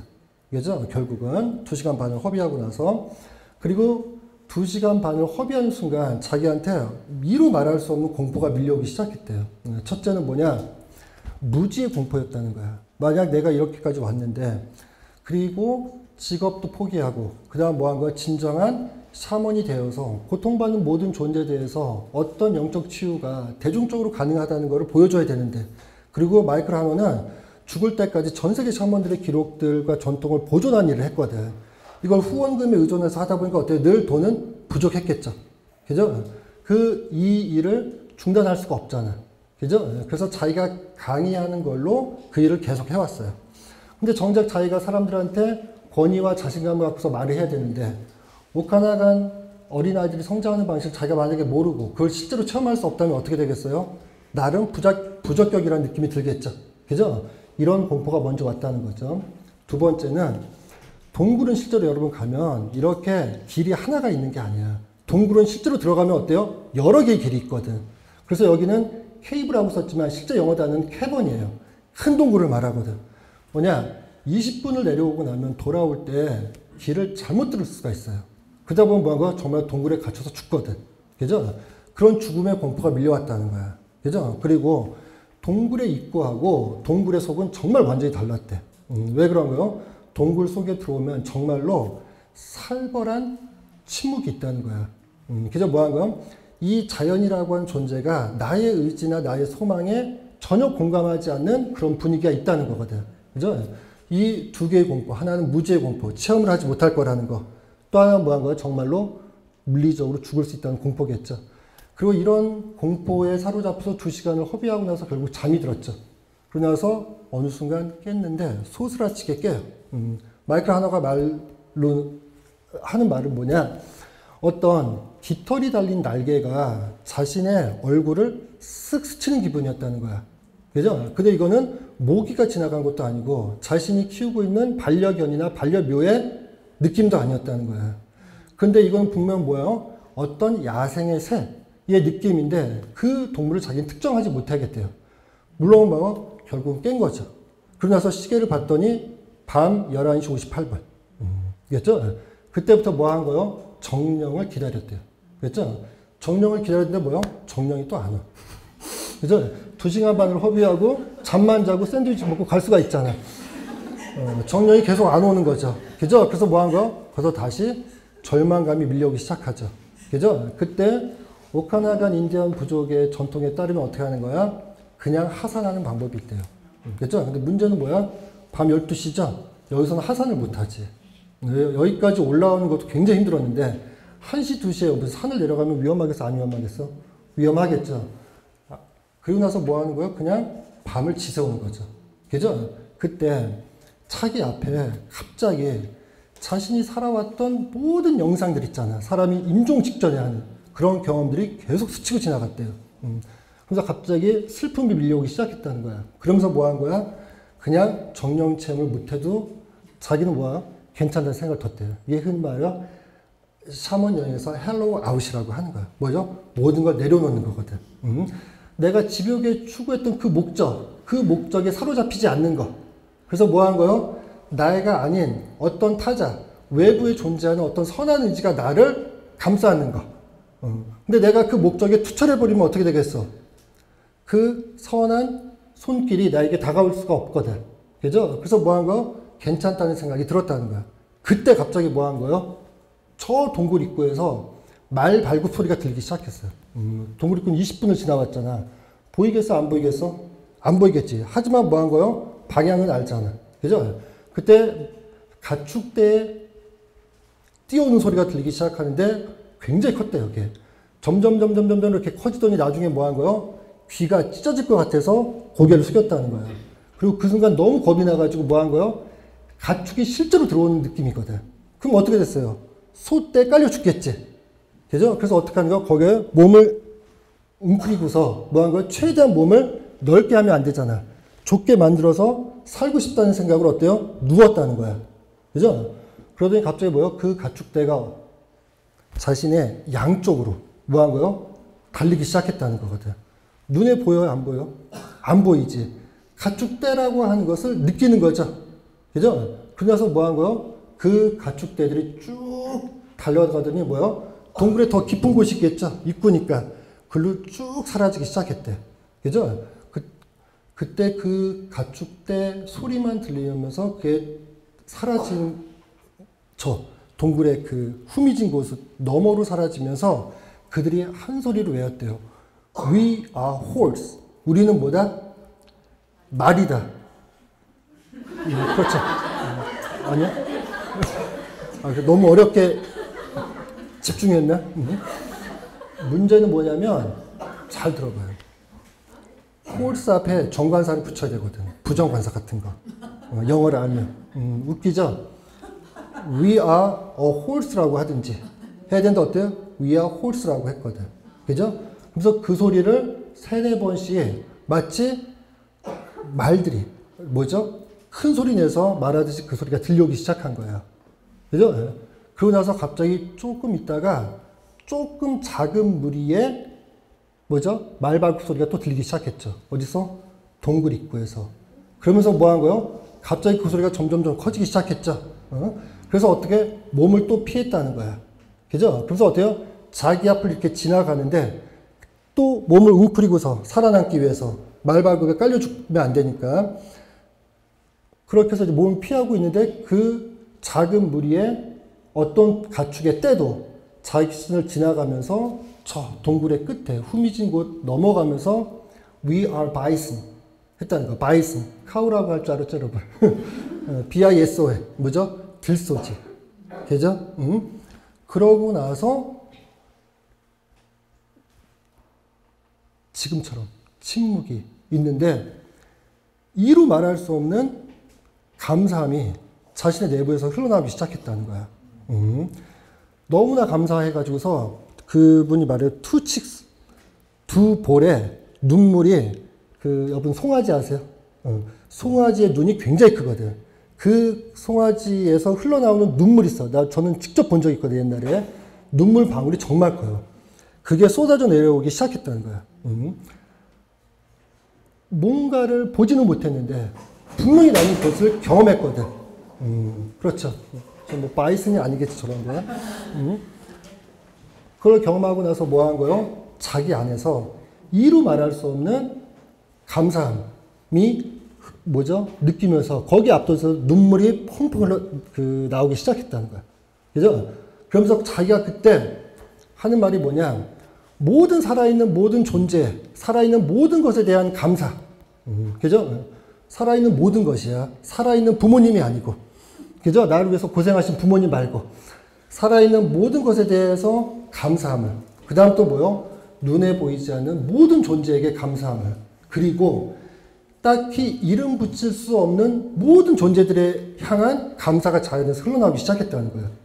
그리고 그걸 자기 인생의 가장 큰 행복이라고 느끼거든. 그죠? 그렇게 해서 눈물이 이렇게 쭉 흘러나오면서 그 감정에 압도돼서 어떻게 하지를 못하고 있는데 갑자기 뭐 한 거? 다시 침묵이 계속 흘러가죠. 그죠? 그래서 이제는 망한 상태. 뭔가를 더 이상 의지할 필요가 없는 상태가 된 거야. 그죠? 그래서 뭐 한 거? 자기가 피곤함도 느끼지 못하고 어떤 이름 붙일 수 있는 기쁨 이외에, 그러니까 감사함 이외에 어떤 감정도 느끼지 못한 상태에서 갑자기 저 동굴 입구에서 또 뭐 한 거요? 거대한 위력, 파워가 뭐 한 거요? 다가오는 걸 느꼈다는 거야. 근데 그 위력은 눈에 보이지 않겠죠. 그죠? 그런데 어때? 인기척이라는 게 있잖아, 우리가. 인기척처럼 다가오는데 마치 뭐죠? 유럽인들이 최초로 뭘 봤을 때? 화물기차를 봤을 때. 예? 그 위력이라는 거야. 어린아이가 플랫폼에 가가지고서 기차가 들어오는 걸 볼 때 어떻게 했어요? 그 웅장함이라는 건 말할 수가 없는 거거든. 그 거대한 화물열차처럼 다가오는 어떤 권능 혹은 힘, 위력이 뭐 한 거요? 서서히 다가오더니 결국 뭐 한 거요? 우리가 가위눌림 혹시 당해봤나요? 가위눌림 당할 때 처음에 어때? 느끼거든. 서서히. 그러다 어때요? 완전히 압도되는 순간이 있죠. 자신을 스윕 오버. 뭐 이거? 물이, 홍수가 보잘것없는 사물들 다 휩쓸어 가듯이 자기를 완전히 압도해 버렸다는 거야. 그죠? 그래서 자기는 거기서 뭐 한 거? 의식을 거의 잃어버린 상태였대. 그죠? 그러면서 그 힘도 다시 어떻게 가축대가 사라진 그곳으로 흘러가고 있었다는 거거든. 그러면서 그 머릿속으로 누구신가요? 하는 생각이 들었대. 이것은 무엇인가? 아까는 대충 지들이 말했잖아. 뭐라고? 소다, 말이다 이렇게 말을 했잖아. 그죠? 그때 뭐라고 말했을까? 바로 저렇게 말한 거야. 나는 하나이자 전부이며 너와 나는 하나다. 라는 말을 들은 거죠. 그럼 여러분, 이게 목소리로 들었을까? 아니겠죠. 텔레파시로 들은 거죠. 텔레파시. 그죠? 그래서 나중에 마이클 하너가 예일 대학교에 가가지고서 프리드리라고 하는 세계 최고의 텔레파시 연구한테 물어봤대. 도대체 텔레파시라고 하는 것은 어떻게 작동하고 그 작동하는 원인과 결과가 뭐냐고. 그분이 내린 말. 텔레파시에 대한 연구는 실제로 그리스 시대부터 있어 왔다는 거야. 프리드리가 하는 말은. 하지만 현대과학은 아직도 모르겠다는 거야. 텔레파시를. 다만 분명한 건 있었대. 텔레파시가 작동하는 조건 중에 부정할 수 없는 조건은 과학자들이 발견한 게 있다는 거거든. 그게 바로 뭘까? 절망적인 수준의 간절함이래. 절망적인 수준의 간절함. 예전에 구약 성서에서 아브라함이 믿음의 선조라고 하거든, 아브라함을. 그때 아브라함의 믿음을 뭐라고 하냐면은 belief, against belief라고요. 그 믿음을 넘어선 믿음이거든. 그죠? 사소한 믿음, 뭐죠? 그냥 낙관적인 믿음. 그 믿음과 대항한 근본적인 믿음이거든. 그죠? 거기에 자신을 헌신하는 믿음. 그걸 뭐라고요? belief against belief라고 쓰거든. 그죠? 그러니까 뭐냐? 절망적인 수준의 간절함은 분명히 뭐한 거요? 텔레파시 조건이 되긴 된다는 거야. 과학이 이 정도밖에 말할 수가 없대. 그때는 이미 fMRI라고 해서 우리가 외국어를 말할 때 머릿속에서 왼쪽 좌쪽 내에서 염색체가 어떻게 뭐죠? 호르몬이 작동하는지 다 분석할 수 있는 시대거든. 90년대 후반이니까. 하지만 뭐가 텔레파시의 작동 원리를 해명할 수는 없지만 분명한 건 뭐죠? 텔레파시가 일어나는 사람들이나 대상들이나 존재들 간에는 뭐죠? 절망적일 만큼 뭐요? 간절함이 있었다는 거거든. 그죠? 아마 마이클 하노도 이런 것들을 혹은 뭐요? 말, 혹은 어떤 이름 붙일 수 없는 존재가 자기한테 말을 걸어왔으니 그걸 뭐죠? 텔레파시로 이해했던 거죠. 그죠? 그런데 이 텔레파시라는 단어가 굉장히 독특한 단어거든. 텔레가 흔히 알 때 거의 영어 시간 됐죠? 텔리가 멀리 있다는 거야. 그리고 우리가 텔레파시라고 할 때 철자를 P-A-T-H라고 쓰거든. 그죠? 그래서 마이클 하노가 프리드리에게, 참고로 이분은 예일대 학자지만은 독일 출신이야. 그래서 이름이 프리드리야. 그대로 쓰고 있거든. 프리드리에게 이 말을 한 거야. 혹시 텔레파시에서 그 패스의 어원을 고민해 본 적이 있냐는 거야. 그러니까 자기는 잘 안 해봤대. 그죠? 뭐냐? PATH의 뜻은 뭐냐면 멀리에서도 PATH 한다는 거죠. 그게 뭐랄까? 느낌이란 말이야. 느낌. feel. 멀리서도 느끼는 게 텔레파시겠지. 그죠? 그런데 이 PATH의 원래 의미는 느낌이 아니라는 거야. 뭐겠어요? 고통이란 뜻이거든. 고통. 무슨 말이냐? 텔레파시는 좋은 학교 나와서 멋진 차를 타면서 그 다음 뭐 하는 거요? 해외여행 갈 때 전화도 하지 않았는데 하노이 가고 싶었던 거지? 그건 텔레파시가 아니라는 거야. 그겠죠? 뭐요? 고통을 감각하는 거. 고통을 느끼는 거. 그게 바로 뭐라는 거요? PATH 뜻이거든. 그런데 PATH는 뭐도 있냐? 치료라는 뜻이 있어요. PATH는. 그러니까 단어가 독특한 단어지. 그 어원이 변하는 과정이. 최초의 뜻은 뭔데? 고통이죠. 그 다음은 뭐요? 그 고통을 느낀다는 거지. 그 다음 뭐 한 거요? 그 느낌을 공유하는 게 힐링, 치유라는 거거든. 프리드리가 깜짝 놀래. 그랬죠? 너는 그걸 어떻게 알았냐는 거야.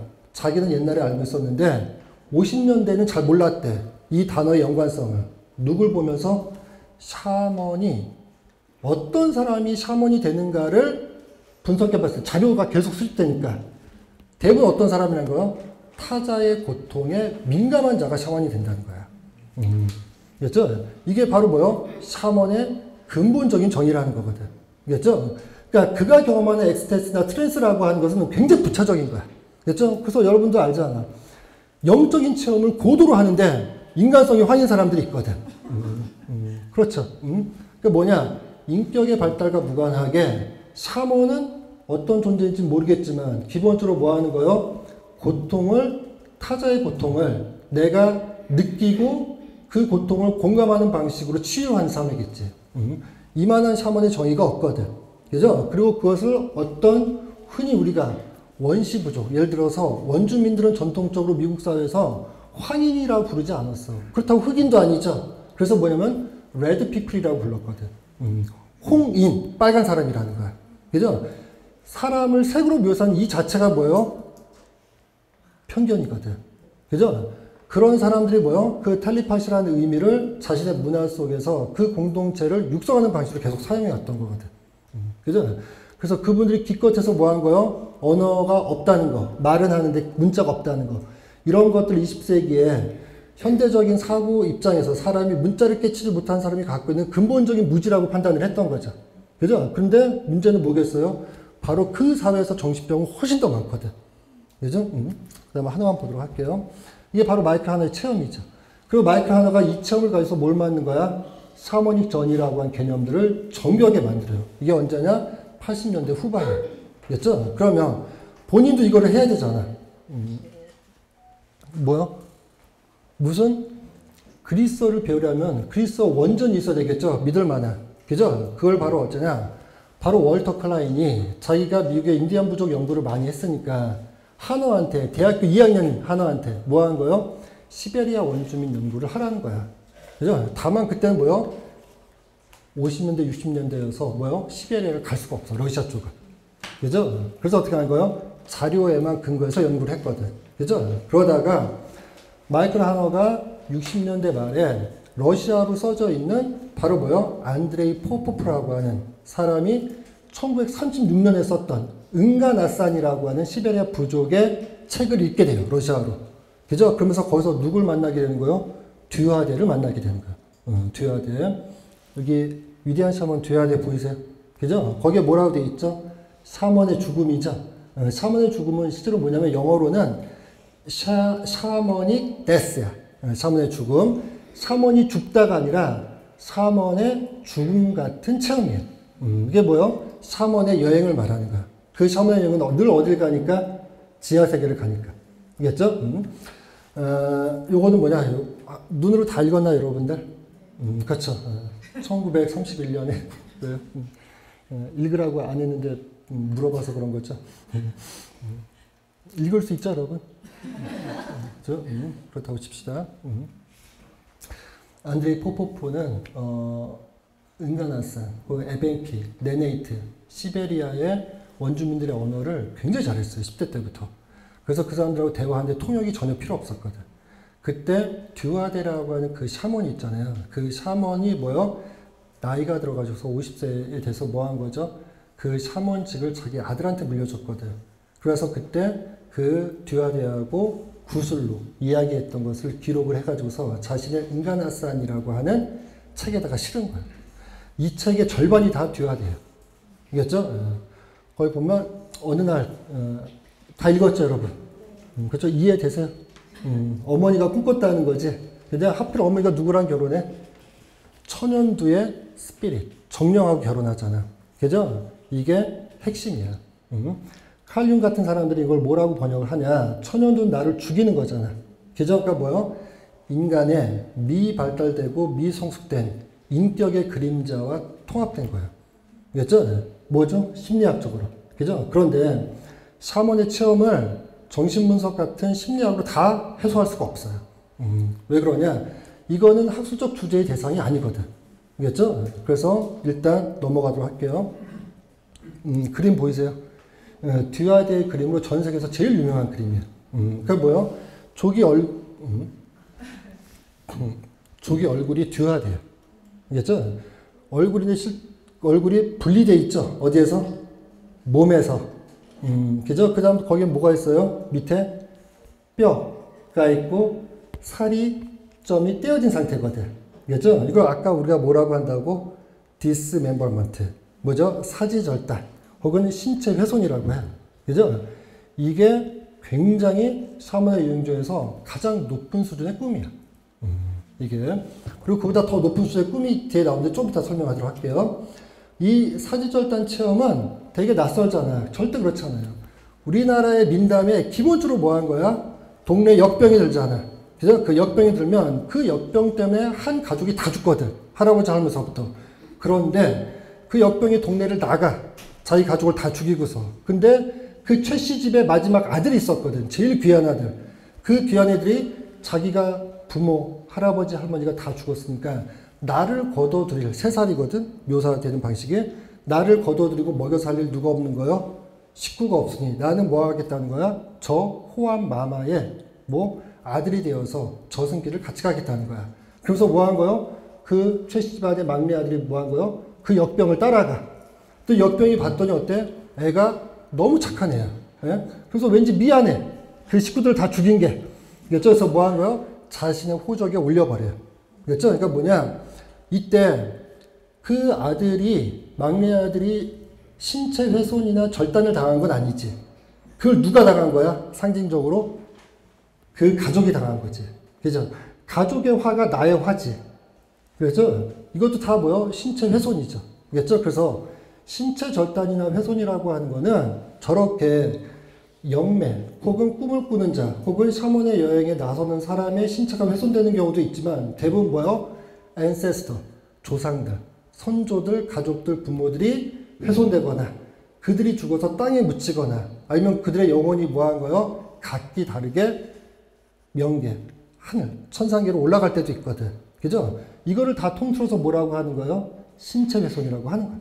그죠? 다만 이건 뭐예요? 굉장히 극적인 체험이라는 거예요. 그죠? 왜 그러냐? 저게 바로 분석심리학에 그렇게 추구하는 뭐죠?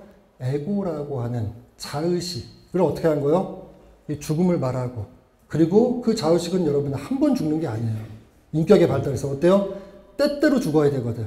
그 때때로 죽어야 되는 자의식의 총합이 있겠지. 그 총합을 한 번에 끝내는 게 뭐야? 신체 훼손이에요. 그러니까 어때? 샤먼들은 저런 체험을 해야 되겠지. 알겠죠? 그럼 하나 넘겨보도록 할게요. 혹시 미안한데 혹시 시간이 어떻게 돼요? 5시. 얼마 지난 거예요? 왜냐면 제가 정시에 강의를 끝낸 적이 없거든. 저분들이 제발 그 시간 좀 맞춰달라고. 그래요? 그럼 몇 분 남은 거예요? 50분?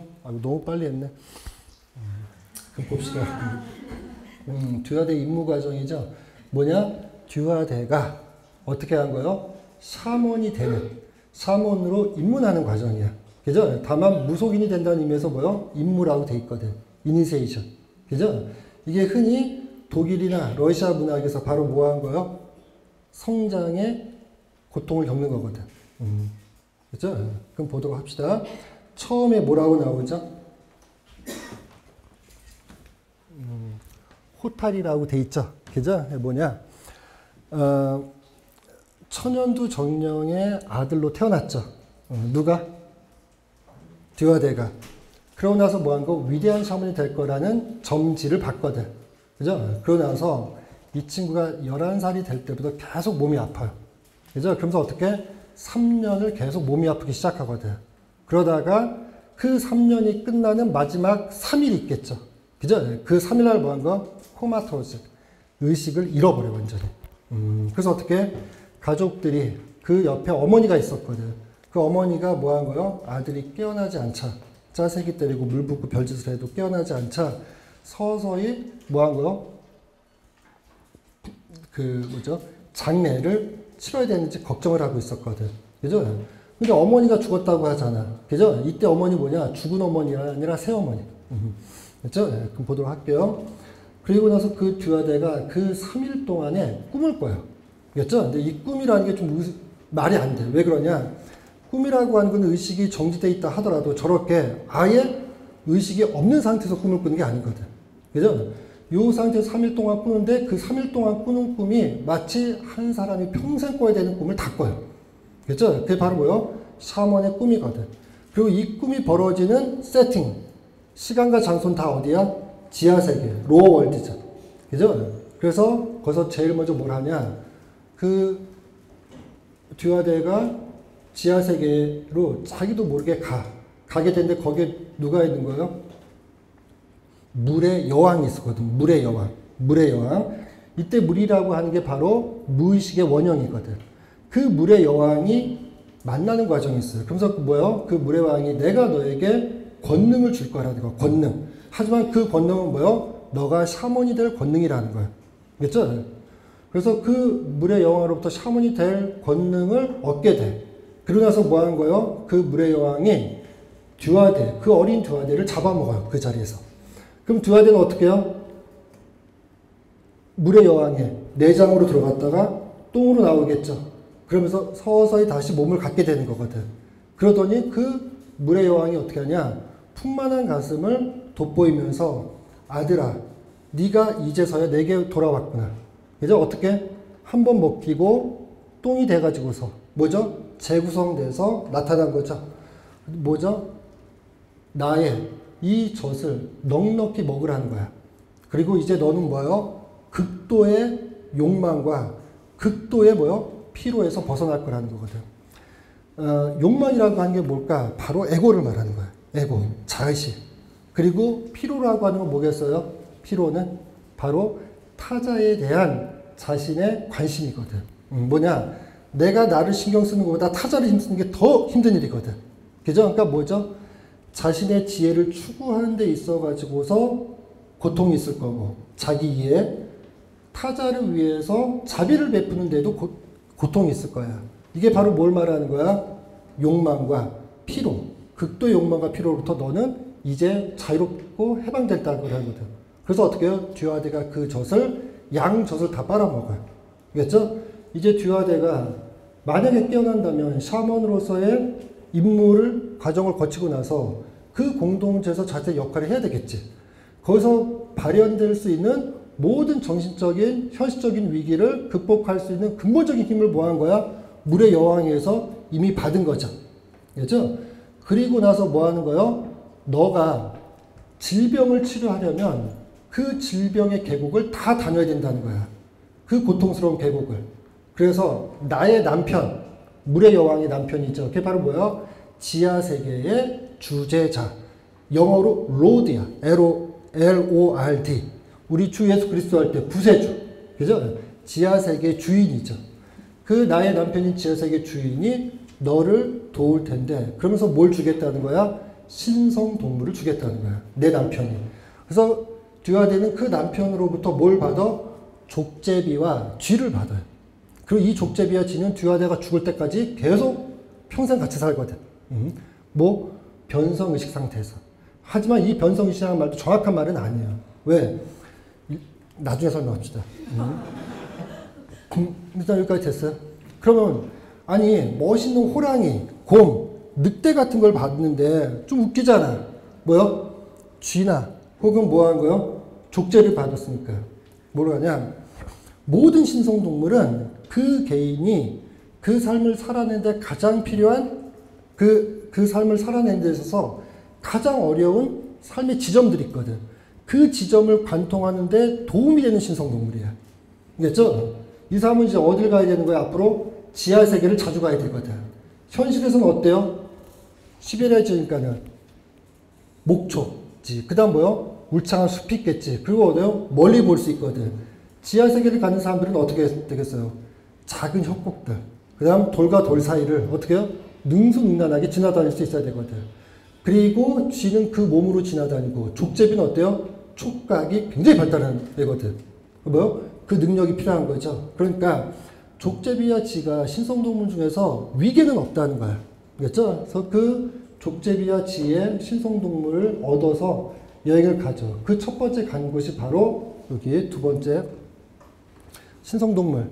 아까 쥐하고 족제비 얘기했죠. 그죠? 뭐냐?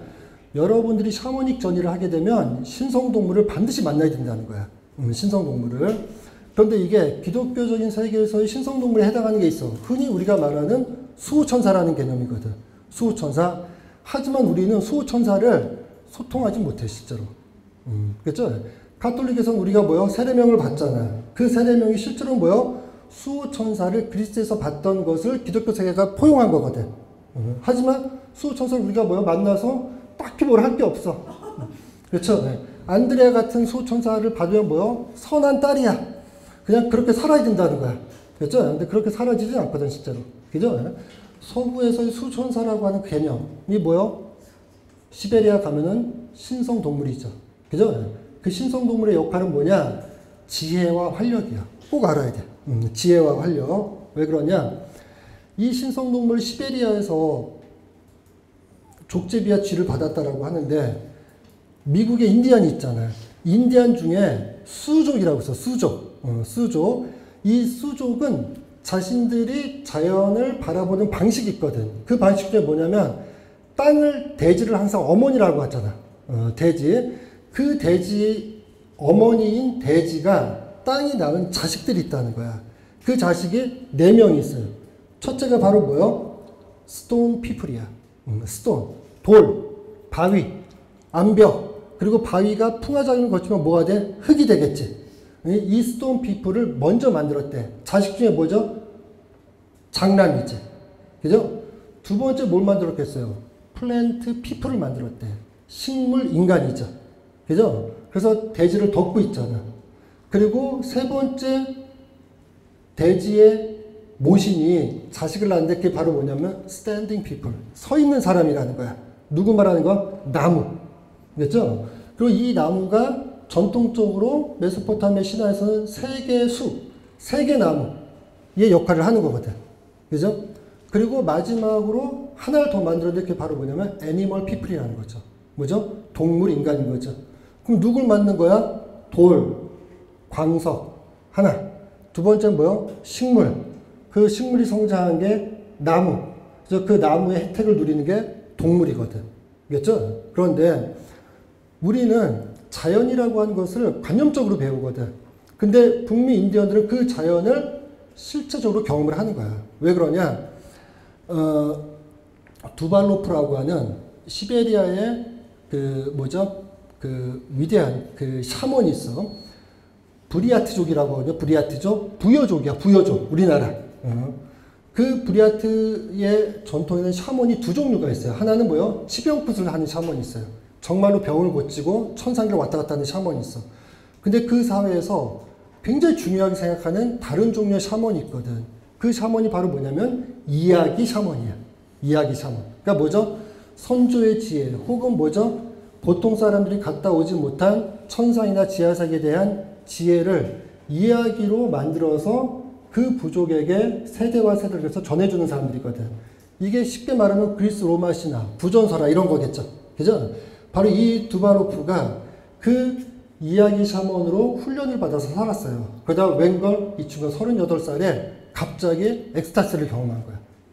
엑스타시를. 그래서 뭐 한 거? 자기가 원치 않았는데 지하세계와 천상세계로 갔다 오거든. 그죠? 그래서 이분이 두발로프의 그 시가 있거든. 뭐죠? 나는 두 세계, 뭐죠? 지하, 그 다음 천상. 우리 샤머닉 전이라는 그 책에서 뭐죠? 로어 월드, 하위 월드, 상위 월드겠죠? 그죠? 상위 세계. 그죠? 나는 그 두 세계를 날아서 두 세계의 가장 깊은 곳, 그 다음 뭐죠? 가장 먼 곳, 그리고 가장 넓은 곳을 다 두루 여행했지. 그리고 이제서야 분명하게 알아들을 수 있었네. 뭐죠? 나보다 먼저 그곳을 다녀오셨던 선조들의 말씀과 그 침묵을. 이제 그 선조들은 다 죽었으니까. 하지만 그 말씀이 옛날엔 그냥 재밌는 이야기였거든. 하지만 그게 뭐였다는 걸 자기한테 이제 실제였다는 걸 깨달았다는 거죠. 그죠? 참고로 이 두발로프는 바로 뭐요? 러시아가 인정한 최초의 샤먼의 공식 무형문화재예요. 알겠죠? 그래서 이분들은 뭐요? 평생 브리아트 자기 부족의 부전, 민담 이런 것들 어때요? 체록하면서 평생 살거든. 알겠죠? 그때 이런 신성동물의 개념들을 두아데 같은 시베리아 원주민의 샤먼이 봤는데 이런 신성동물이 혹시 다른 세계, 미국에도 있나 본 거지. 그랬더니 뭐요? 인디언의 수족이 그 신성동물 이야기를 다루는 게 있거든. 바로 이런 거죠. 옛날에, 아주 먼 옛날에 애니멀 피플, 동물 인간이죠. 동물 인간들이 뭐 하기로 한 거야? 우리 인간, 그죠? 휴먼 피플이지. 휴먼 피플을 모두 죽이기로 마음먹었어. 왜 그러냐면 그 휴먼 피플들이 어머니의 자식들에게 너무 많은 해악을 끼쳤거든. 어머니의 자식이 누구겠어요? 돌의 인간, 그 다음 식물의 인간, 나무의 인간, 동물의 인간이겠죠. 그죠? 그래서 어떻게 할까? 그걸 참다 결국 참지 못해가지고서 이러다가 뭐죠? 우리 어머니가 온전하게 살지 못할 거라고 생각을 해서 어떻게 해요? 그들을 다 죽이기로 동물, 애니멀 피플이 마음 먹었다는 거야. 그죠? 그러면서 이 계획을 뭐 하는 거? 바로 자기 형들에게 말하러 갔대. 애니멀 피플의 형이 누구겠어요? 나무. 나무의 형은 식물, 식물의 형은 돌이겠지. 그죠? 그랬더니 돌과 식물의 형들이 뭐 한 거요? 절대 그래서는 안 된다는 거야. 그러면서 뭐 한 거죠? 우리가 회의를 하자는 거야, 모여서. 그래서 그 네 부족이, 인간이 모여서 뭐요? 회의를 한 거죠. 왜 저 애들이, 휴먼 피플이 저렇게 악한 짓을 할까 봤더니 그 이유가 자명해졌거든. 바로 뭐요? 휴먼 피플은 아프다는 거야. 휴먼 피플은 아프기 때문에 뭐 한다는 거야? 자기가 하는 짓을 모른다는 거거든. 알겠죠? 그래서 우리가 이렇게 살면 안 되겠다 하고 나서 뭐 한 거야? 네 명의 형. 누구죠? 스톤 피플. 그 다음 뭐? 자꾸 말하게 누군지는 알겠죠? 그들이 뭐 하기로 했다는 거야? 자신에게 없는 재능이 있다는 걸 그때 알았다는 거야. 무슨 말이냐? 돌과 식물과 동물은 뭘 갖고 있어? 태고적의 지혜를 갖고 있거든. 위즈덤. 지혜를 갖고 있는데 뭐는 못 갖고 있었던 거예요? 병을 치유하는 능력은 없었거든. 그래서 어떻게 했다는 거야? 그 네 개의 피플들은 각고의 노력을 통해 가지고서 뭐요? 병을 치유하는 능력을 터득했다는 거거든. 무슨 말이냐? 내가 고통받을 때 나를 위해서 노력하고 수고하는 자는 내가 아니야. 누구지? 바로 자연 그 자체거든. 그죠? 그리고 그 능력을 갖추자자 뭐 했다는 거예요? 그들은 인간들을 불렀대. 그러고 나서 뭐 했다는 거예요? 그 인간들에게 병을 낫게 해주는 재능을 선물했다는 거예요. 그래서 뭐 한 거요? 이제부터 이 4명의 형제들 있잖아. 형제들은 뭐요? 인간이 숲속에서 인펄슨 혼자 오든지 아니면 뭐 한 거요? 인그룹 단체로 오든지 간에 상관하지 않고 그가 뭐요? 병을 치유해달라고 부탁을 하면은 병을 치유할 수 있는 치유의 재능을 어떻게? 무상으로 줘야 된다는 거야. 그렇게 하고 나니까 어때요? 인간들이 나아지기 시작했고 이 세상에서 뭐 한 거야? 악은 천천히 사라졌다는 거거든. 그리고 이 형제들이 어머니한테 달려간 거예요. 우리가 자연이라고 말하고 있는 그 어머니, 그랬더니 그 어머니는 너무 흡족했다는 거거든. 이해되세요? 그러니까 무슨 말이냐? 신성동물이라고 하는 이 개념이 시베리아 툰트라에 살고 있는 누구에게도 원주민들에게도 있지만 그 똑같은 전통을 유지하는 거는 미국의 북미 인디언들의 전통에도 그대로 있는 거거든. 알겠죠? 그리고 인간이 제일 먼저 만나는 진정한 자연의 형제는 누구냐면 동물이라는 거예요. 동물. 그래서 뭐냐? 샤먼의 여행을 떠날 때는 반드시 누굴 만나야 되는 거야? 자신의 신성동물을 만나야 되는 거야. 알겠죠? 그리고 그 신성동물로 하여금 뭐 하는 거예요? 늘 자비를 구하라는 거야. 나를 도와달라고. 알겠죠? 그리고 여기서 이제 듀아데라고 말하지만 저는 솔직히 샤머니즘 모임 같은 걸 계속 하면서 그 모임을 할 수 있는 근본적인 동기는 마이클 하너나 듀아데나 같은 이런 감동적인 이야기들이 아니거든. 뭐냐면 같이 공부하고 있는 저기 카메라 찍고 있는 목혜경 선생님이라고 계세요. 그죠? 너무 띄워주나? 근데 개인적으로 좋은 걸 어떻게? 그죠? 왜 그러냐? 모든 위대한 선인들이 갖고 있는 근본적인 특징이 있어. 그 특징은 바로 뭐냐면은 자비야. 자비. 그러니까 뭐냐? 타인의 고통에 민감한 거. 그래서 결국 자신이 뭐요? 겸손할 수밖에 없는 거거든. 그래서 저는 그런 걸 솔직히 말해서 모임을 하면서 목혜경 선생님한테 그걸 처음 봤거든. 그랬죠? 그러니까 예전에는 위대한 신비주의자들이 굉장히 많거든. 그죠? 제가 대학 때는 너무 심하게 라인강의 신비라고 해서 12세기 독일의 신비주의 여성들을 맨날 봤어, 책을. 그죠? 그래서 너무 행복했거든. 그죠? 그리고 내 삶은 하나도 안 바뀌거든. 그죠? 그래서 뭐요? 신비롭지 못한 사람들을 늘 무시하고 살았지. 무슨 말인지 알겠어요? 완전히 잘못된 편견이죠. 하여튼 그렇게 돼 있죠. 그리고 나서 이 신성동물이 갖고 있는 의미가 있어요. 뭐냐? 만약에 여러분들이 샤먼의 여행을 통해서 신성동물을 만난다고 하면 반드시 뭘 해야 되는 거예요? 그 신성동물을 생각할 때 그 신성동물을 분석하지 말라는 거야. 예를 들어서 여러분 아까 제 소개할 때 제 경력 들었어요? 제 경력 들었어요? 못 들었어요? 그렇구나. 내 학력, 화려한 학력 이런 거 못 들었어? 안타깝네. 내 입으로 말하는 건 더 웃기고. 그렇죠? 여러분, 내가 탁월한 어떤 성취를 했다는 것을 증명할 수 있는 것을 누군가 입을 통해서 여러분이 듣게 돼. 그죠? 그럼 여러분은 그 이야기를 듣는 순간 나에 대한 태도를 결정하지 않겠어요? 그렇지 않겠어? 내가 누군지 모를 때는 어때? 본인이 모든 것을 어떻게 스스로에게 허락하면서 나한테 접근을 해야 되거든. 근데 내가 뭐 한 거야? 아주 탁월한 공부도 잘했고, 좋은 성취도 했고, 남이 부러워할 만한 모든 특성들을 다 갖고 있어. 똑똑한데 엄청 자비로워. 그죠? 무슨 말인지 알겠어요? 그리고 알고 봤더니 대학도 13살에 들어갔다는 거야. 무슨 말인지 알겠어요? 그런데도 이런 데 와서 강의를 한다는 거야. 그러면 이런 걸 여러분이 든 순간 여러분은 나에 대한 태도를 결정해야 되거든. 그리고 실제로 결정을 해요. 이게 무슨 말이냐? 인간의 의식은 의식 차원도 안 가. 퍼셉션이라고 하죠. 지각, 오감이라고 하죠. 그 오감이 갖고 있는 근본적인 능력 중에는 인지심리학에서는 판단 기능이야. 판단 기능. 마치 어떤 사물의 정체를 우리가 오감으로 느끼듯이 우리가 누군가에 대한 정보를 들었을 때 우리의 인식 이전에 우리의 감각이 그 사람을 판단해 버리거든. 그리고 그 판단에 맞춰서 나는 뭐 하는 거야? 그 사람에 대한 나의 태도를 이미 결정해 버려. 그렇죠?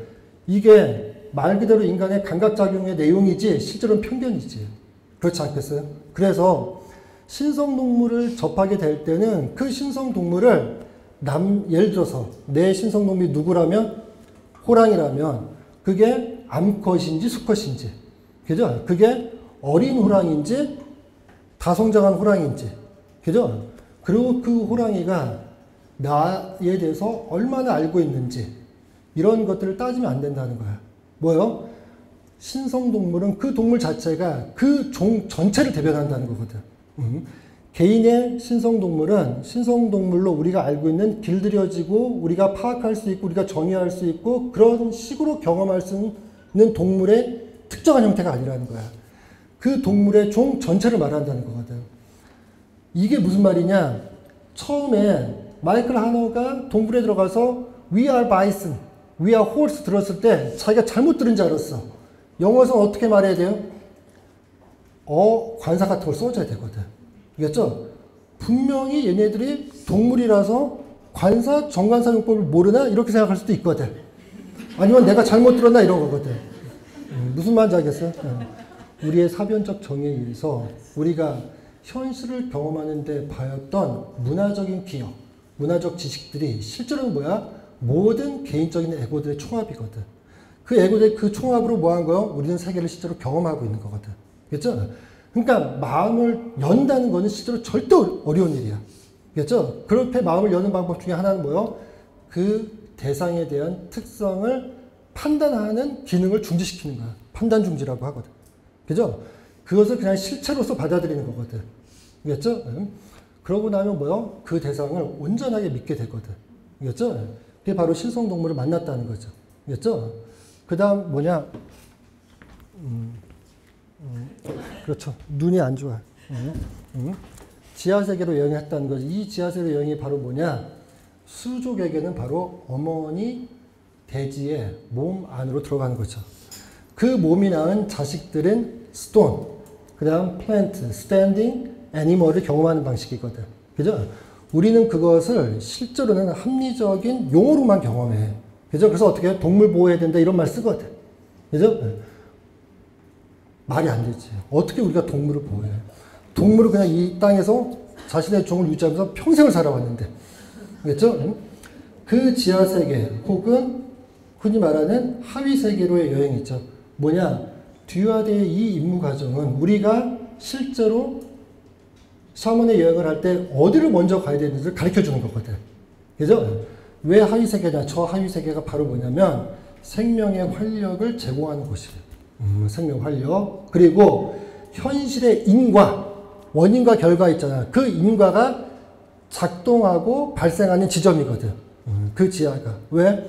만약에 애니멀 피플들이 휴먼 피플들을 다 하기로 결정을 했잖아. 그건 뭐죠? 과지, 이펙트, 결과. 하지만 그거의 원인은 어디에 있던 거죠? 동물들이 뭐 한 거요? 인간을 죽이기로 결정한 순간이 있었던 거잖아. 그죠?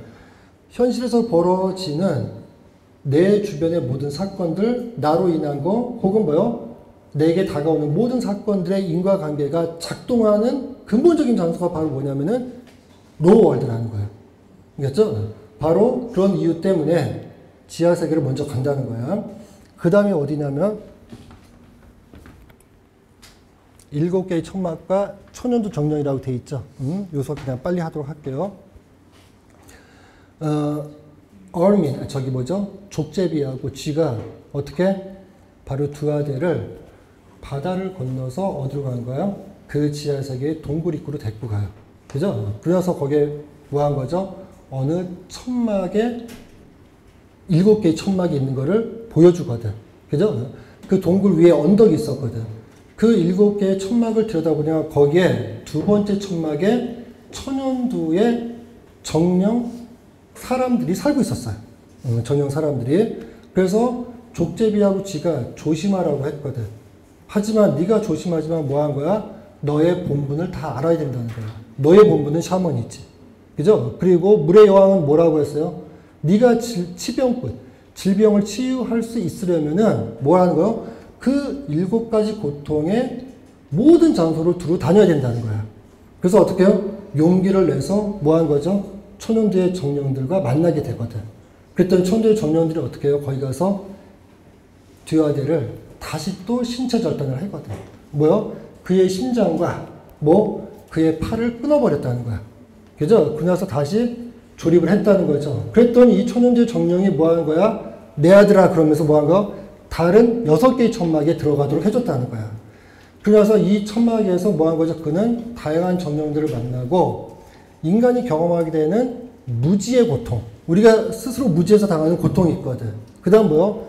질병의 고통. 그죠? 그 다음 또 무슨 고통이 있을까? 큰 고통 중에 하나가.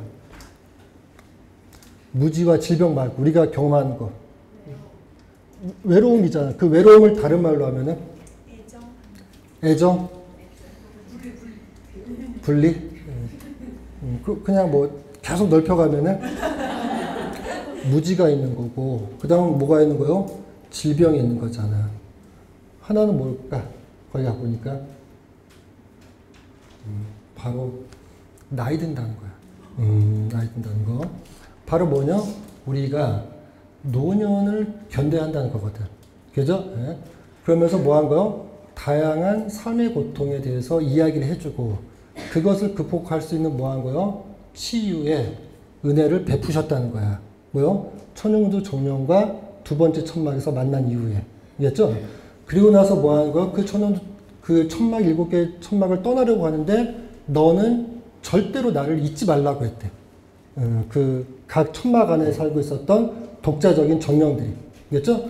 그리고 나서 뭐 한 거야? 족제비하고 쥐가 두 아들을 끌고 가. 이게 무슨 말이냐? 실제로 샤머닉 체험을 하잖아. 체험을 하게 되면 자기가 절대로 신성동물보다 앞서가지 말라는 거야. 항상 신성동물에게 뭘 하라는 거야? What next? 그 다음 어떻게 해야 되지? 라고 물으라는 거야. 왜? 동물은 애니멀 피플이잖아. 그 동물은 뭐요? 나보다 먼저 있었던 존재거든. 그죠? 그래서 뭐요? 그가 이끄는 대로만 가라는 거거든. 알겠죠? 그래서 그 샤머닉 전이 중에서도 뭐는 있는 거야? 자의식이 과도하게 일어날 수가 있다는 거거든. 그때 그것을 알아차리고 나면 본인이 불편해져. 알겠죠? 그래서 뭐 한 거야? 신성동물은 아이들, 특별한 활동이 없는 상태로 되거든. 알겠죠? 그래서 누구한테 도움을 청하라? 늘 모든 선택과 갈등에서는 신성동물이 이끄는 대로만 가라는 거죠. 알겠죠? 그리고 나서 신체 절단 아까 했나요? 목소리 다 들리죠? 괜히 이거 마이크 했네. 샤먼의 땅으로 데리고 가. 누가? 족제비와 쥐가. 그죠? 그러고 나서 어디로 가는 거예요? 9개의 호수에 도착했다는 거죠. 이게 시간만 많으면 3, 7, 9를 샤머니즘에서 설명하는 방식이 있거든. 다만 이 9라고 하는 건 뭐 한 거예요? 가장 완벽한 숫자야. 알겠죠? 그래서 뭔가 9개의 호수를 데려갔어요. 써야겠구나. 그 9개의 호수에 데려갔더니 그 호수 한가운데 작은 섬 같은 게 하나 있었거든. 그러면 그 섬을 건너가려면 물로 가야 되잖아. 그죠? 샤머닉 전을 실제로 해보세요. 이상하게 그냥 가게 돼 있거든. 그렇죠? 벽이 있으면 그냥 뚫고 가거든요. 거기를 딱 가니까 거기에 하늘 가지 하나가 저 하늘 꼭대기까지 나 있는 나무가 하나 있었어요. 그죠?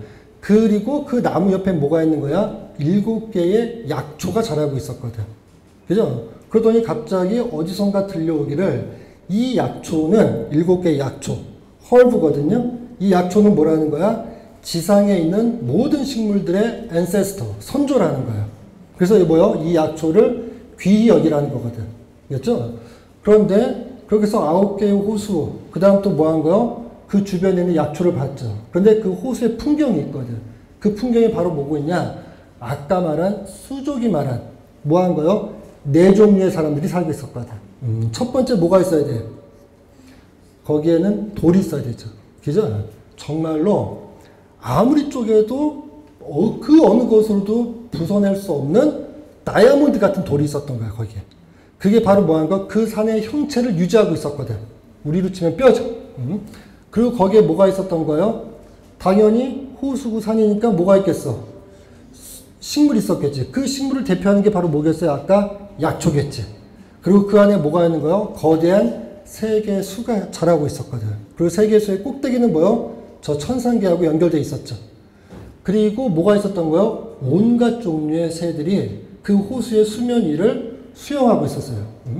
자신이 본 게 뭔가 봤더니 백조가 있었고 물오리가 있었고 황조롱이가 있었고 그래서 그거를 너무 빽빽해서 말할 수가 없었다는 거야. 그런데 눈을 들어 그 나무를 보니 그 나무에 하늘까지 뻗은 그 가지 위에 이 세상에 온갖 종류의 사람들이 살고 있었다는 거거든.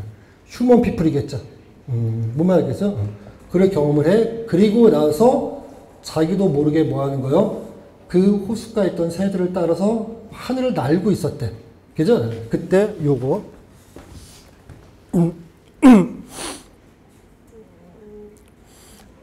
샤먼의 북과 나무 인간의 지혜 세계나무가 말했다. 내가 평생 너를 도우리라.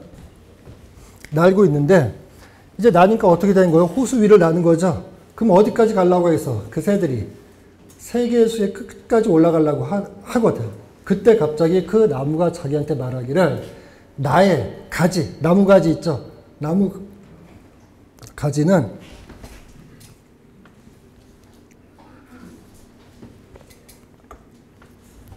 이미 꺾어져서 땅에 떨어졌으니 너는 그것을 가지고서 북을 만들어라.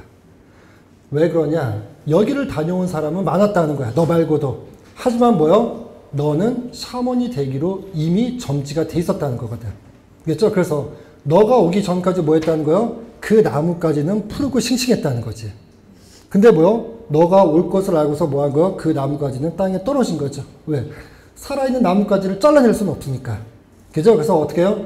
줘야 되는 그것을 주워 모으기 시작했다는 거거든.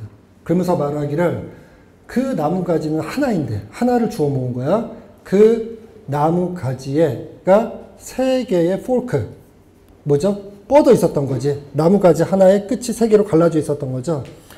그래서 너는 북을 세 개를 만들어야 된다는 거야. 북을 세 개. 하나는 뭐 한 거요? 아이를 잉태하는 여성의 수고를 덜어줘야 된다는 거야. 이게 무슨 말이겠어요? 아마 유아 사망이 되게 높았나 봐. 그래서 뭐요? 아기를 낳다가 죽는 여인 혹은 아이들이 많았겠죠. 그래서 그 가지 하나로는 뭐 한 거야? 잉태하는, 아이를 낳는 여자의 수고를 덜어주는 북을 만들고, 또 하나는 뭐라는 거요? 나무가지 하나로는 뭐요? 병에 걸려서 고통받는 자를 위해서 샤먼의 북을 만들라는 거예요. 그리고 나머지 하나는 지옥같이 칠흑같이 어두운 눈의 소용돌이 속에서 길을 잃고서 망연자실하고 고통받고 있는 사람을 위한 북을 하나 만들라는 거죠. 그래서 실제 듀아데의 북 중에 하나가 러시아의 모스크바에 있는 뭐죠?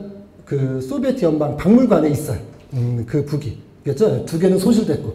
그렇죠? 네. 그래서 어떻게 나중에 북을 만들어. 아직 여기서 뭐 하는 거니까 일종의 꿈, 사고, 샤먼의 여행 상태니까. 그렇죠? 네. 그리고 자비로 부르시다. 식물인간의 지혜. 그래서 어떻게 하면 그 나뭇가지를 두고서 기뻐서 하늘로 날아가고 있는데 갑자기 저쪽 멀리서 쌤이 반은 사람이고 반은 나무인 어떤 존재가 자기를 부르는 거예요. 그래서 뭐요? 거기를 달려갔더니 날아간 거겠죠? 그가 나한테 말한 거예요. 너는 거저 받았으니 거저 베풀어야 한다. 그리고 이 7개 약초, 아까 호수 바닥에 있었잖아. 그 약초를 가지고 가라는 거야. 그 7개 약초 안에는 각각 정령들이 살고 있으니까 그 정령들로 인하여 너가 하지 못할 것이 없다는 거야. 하지만 너는 거저 받았다는 걸 잊지 말라는 거야. 그러니 뭐 한 거요? 거저 베풀라는 거거든. 그러면서 그 반은 나무고 반은 사람인 그 존재가 마지막으로 한 말은 뭐냐? 돌아가거든 딱 두 사람. 고아와 과부를 위해서 네가 치병굿을 할 때는 절대로 돈을 받아서는 안 된다는 거야. 과부가 아프거나 누가 고아가 굶주려서 고통받고 있을 때 뭐 하는 거죠? 어떤 대가도 받으면 안 된다는 거거든. 그리고 항상 뭐 하는 거죠? 네가 거저 받았으니 거저 베풀어야 된다는 걸 명심하라는 거거든. 그죠? 듀아데가 마음속에서 이 말의 의미를 몰랐대. 그러면서 뭐 한 거죠? 어떻게 해야 될지 모를 때 갑자기 뭐 한 거야? 그 뜻을 서서히 알게 됐다는 거거든. 그러면 대답을 해야 되잖아. 그 대답을 하려고 할 때 그의 목소리와 목에 힘이 돌아왔다는 거거든. 그래서 대답을 했어. 그리고 나서 그게 자비로 부르시다예요. 자비로 나를 부르셨다는 거야. 뭐죠? 식물인간이지 아까. 약초니까. 그죠? 그리고 뭐야? 나무가 말해줬잖아. 밑에가 바로 뭐냐면 바위인간의 지혜예요. 이 바위인간이 뭐냐? 바로 이거요. 그러더니 갑자기 족제비아씨가 자신을 데리고 어디로 간 거요? 저 산 꼭대기 높은 절벽으로 데려간 거예요. 그 절벽에 다다르니까는 그 절벽 입구에 정말 동굴 같은 게 보이기 시작한 거야. 그죠? 그래서 그 절벽의 입구에 딱 서는데 갑자기 뭐요? 그 절벽이 말을 하기 시작해. 그죠? 그래서 뭐 하는 거요? 나는 stone, 돌이다. 이렇게 말을 하죠. 그래서 뭐요? 나를 가지고 가서 너가 쇠를 만든다고 하잖아. 금속. 그걸 만들 때 나를 쓰라는 거야. 그렇죠? 그리고 내가 너한테 베푸는 지혜를 어떻게 널리 사람들에게 끝까지. 그러니까 그 은가나산 부족이 살고 활동하는 동선 있잖아. 그 동선의 끝까지 가서 너는 사람들한테 그것을 베풀어야 된다는 거야. 그것은 뭐다? 너의 노고다. 뭐요? 부르지도 않았는데 아프다고 뭐 한 거요? 너무 멀리 있는 사람들은 불러도 어떻게 해요? 자신을 찾아올 때 너무 많은 시간이 걸릴 거 아니야. 그러니까 뭐 한 거요? 있을지도 모를 고통받는 사람을 위해서 너는 네가 가라는 거야. 그렇죠? 그게 바로 뭐요? 바위의 지혜라는 거죠. 그렇죠? 그리고 거기 보면은 삶을 술록의 여왕과 동물의 인간의 지혜죠. 여러분 조금 지루하죠. 어쩔 수 없어. 왜냐면 그렇죠. 어쩔 수 없다는 말이 더 절망적이죠. 그렇죠.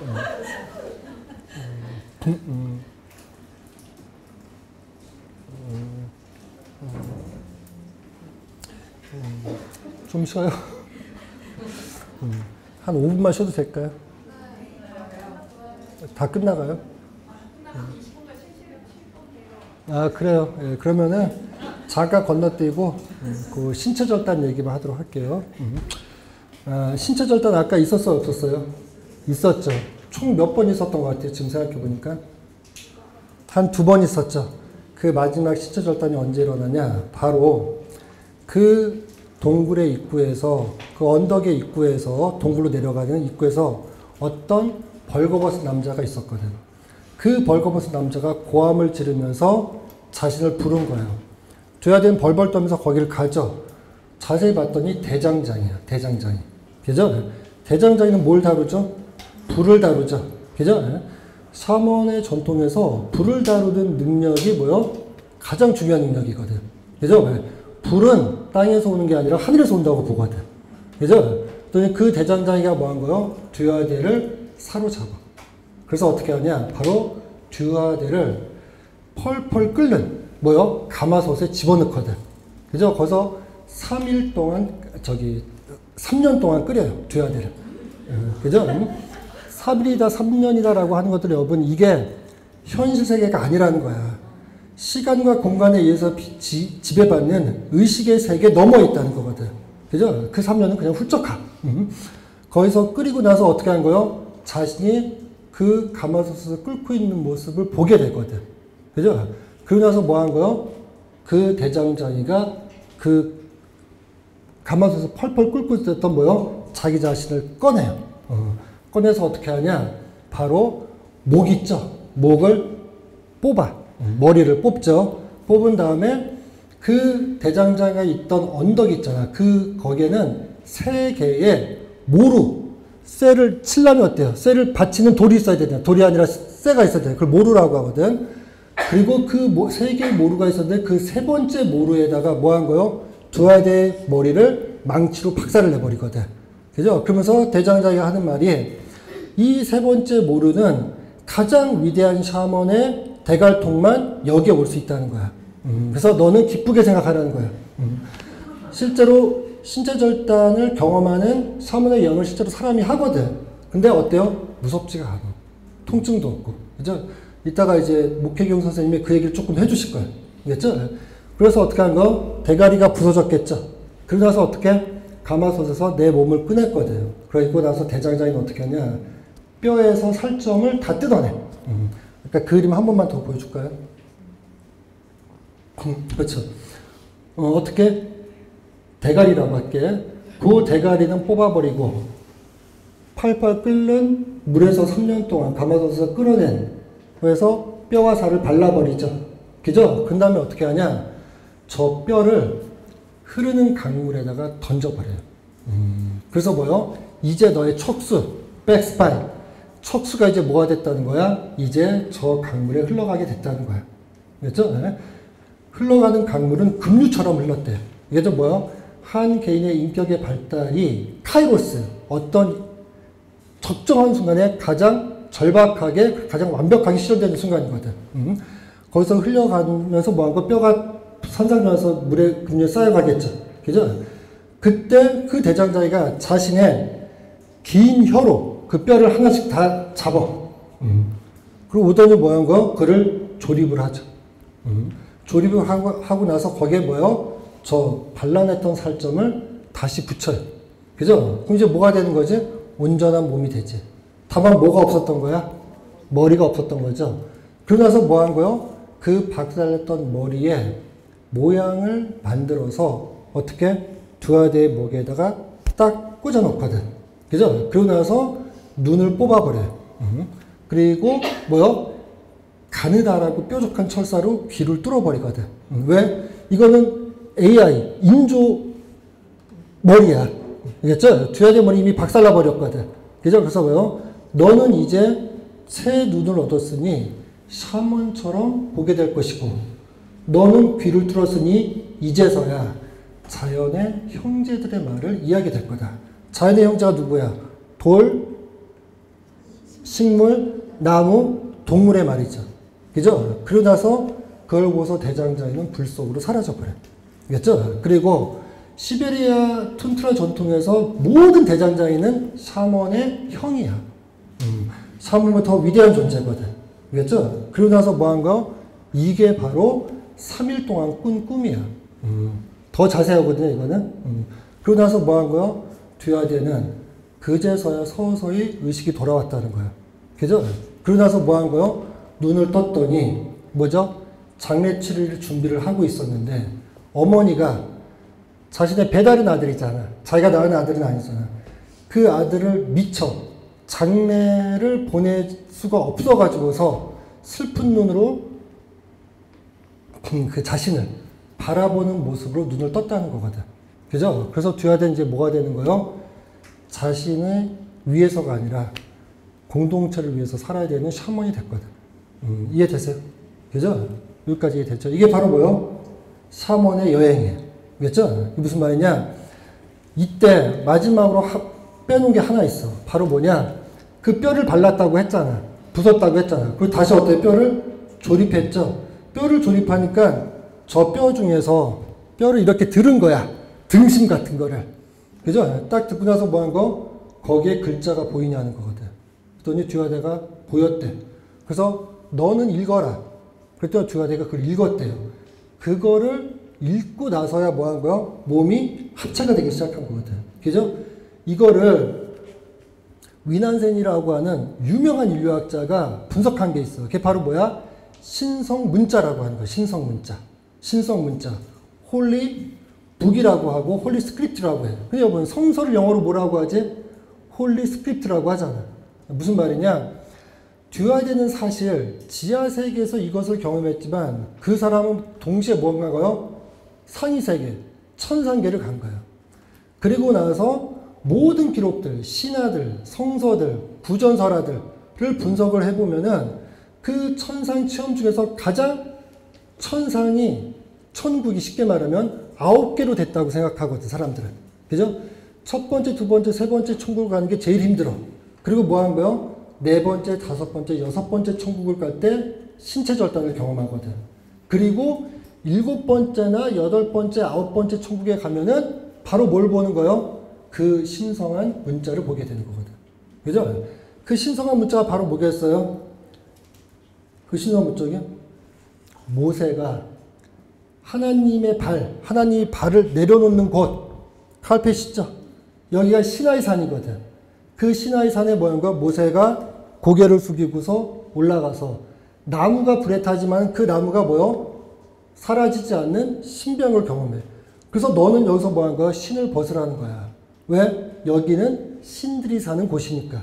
그렇죠? 그 시나이 산에서 사도 바울이 아니라 모세가 가지고 오는 게 있죠. 그게 바로 뭐죠? 율법이지. 율법. 그 율법이 뭐요? 신성한 문자고 신성한 뭐요? 판이겠지.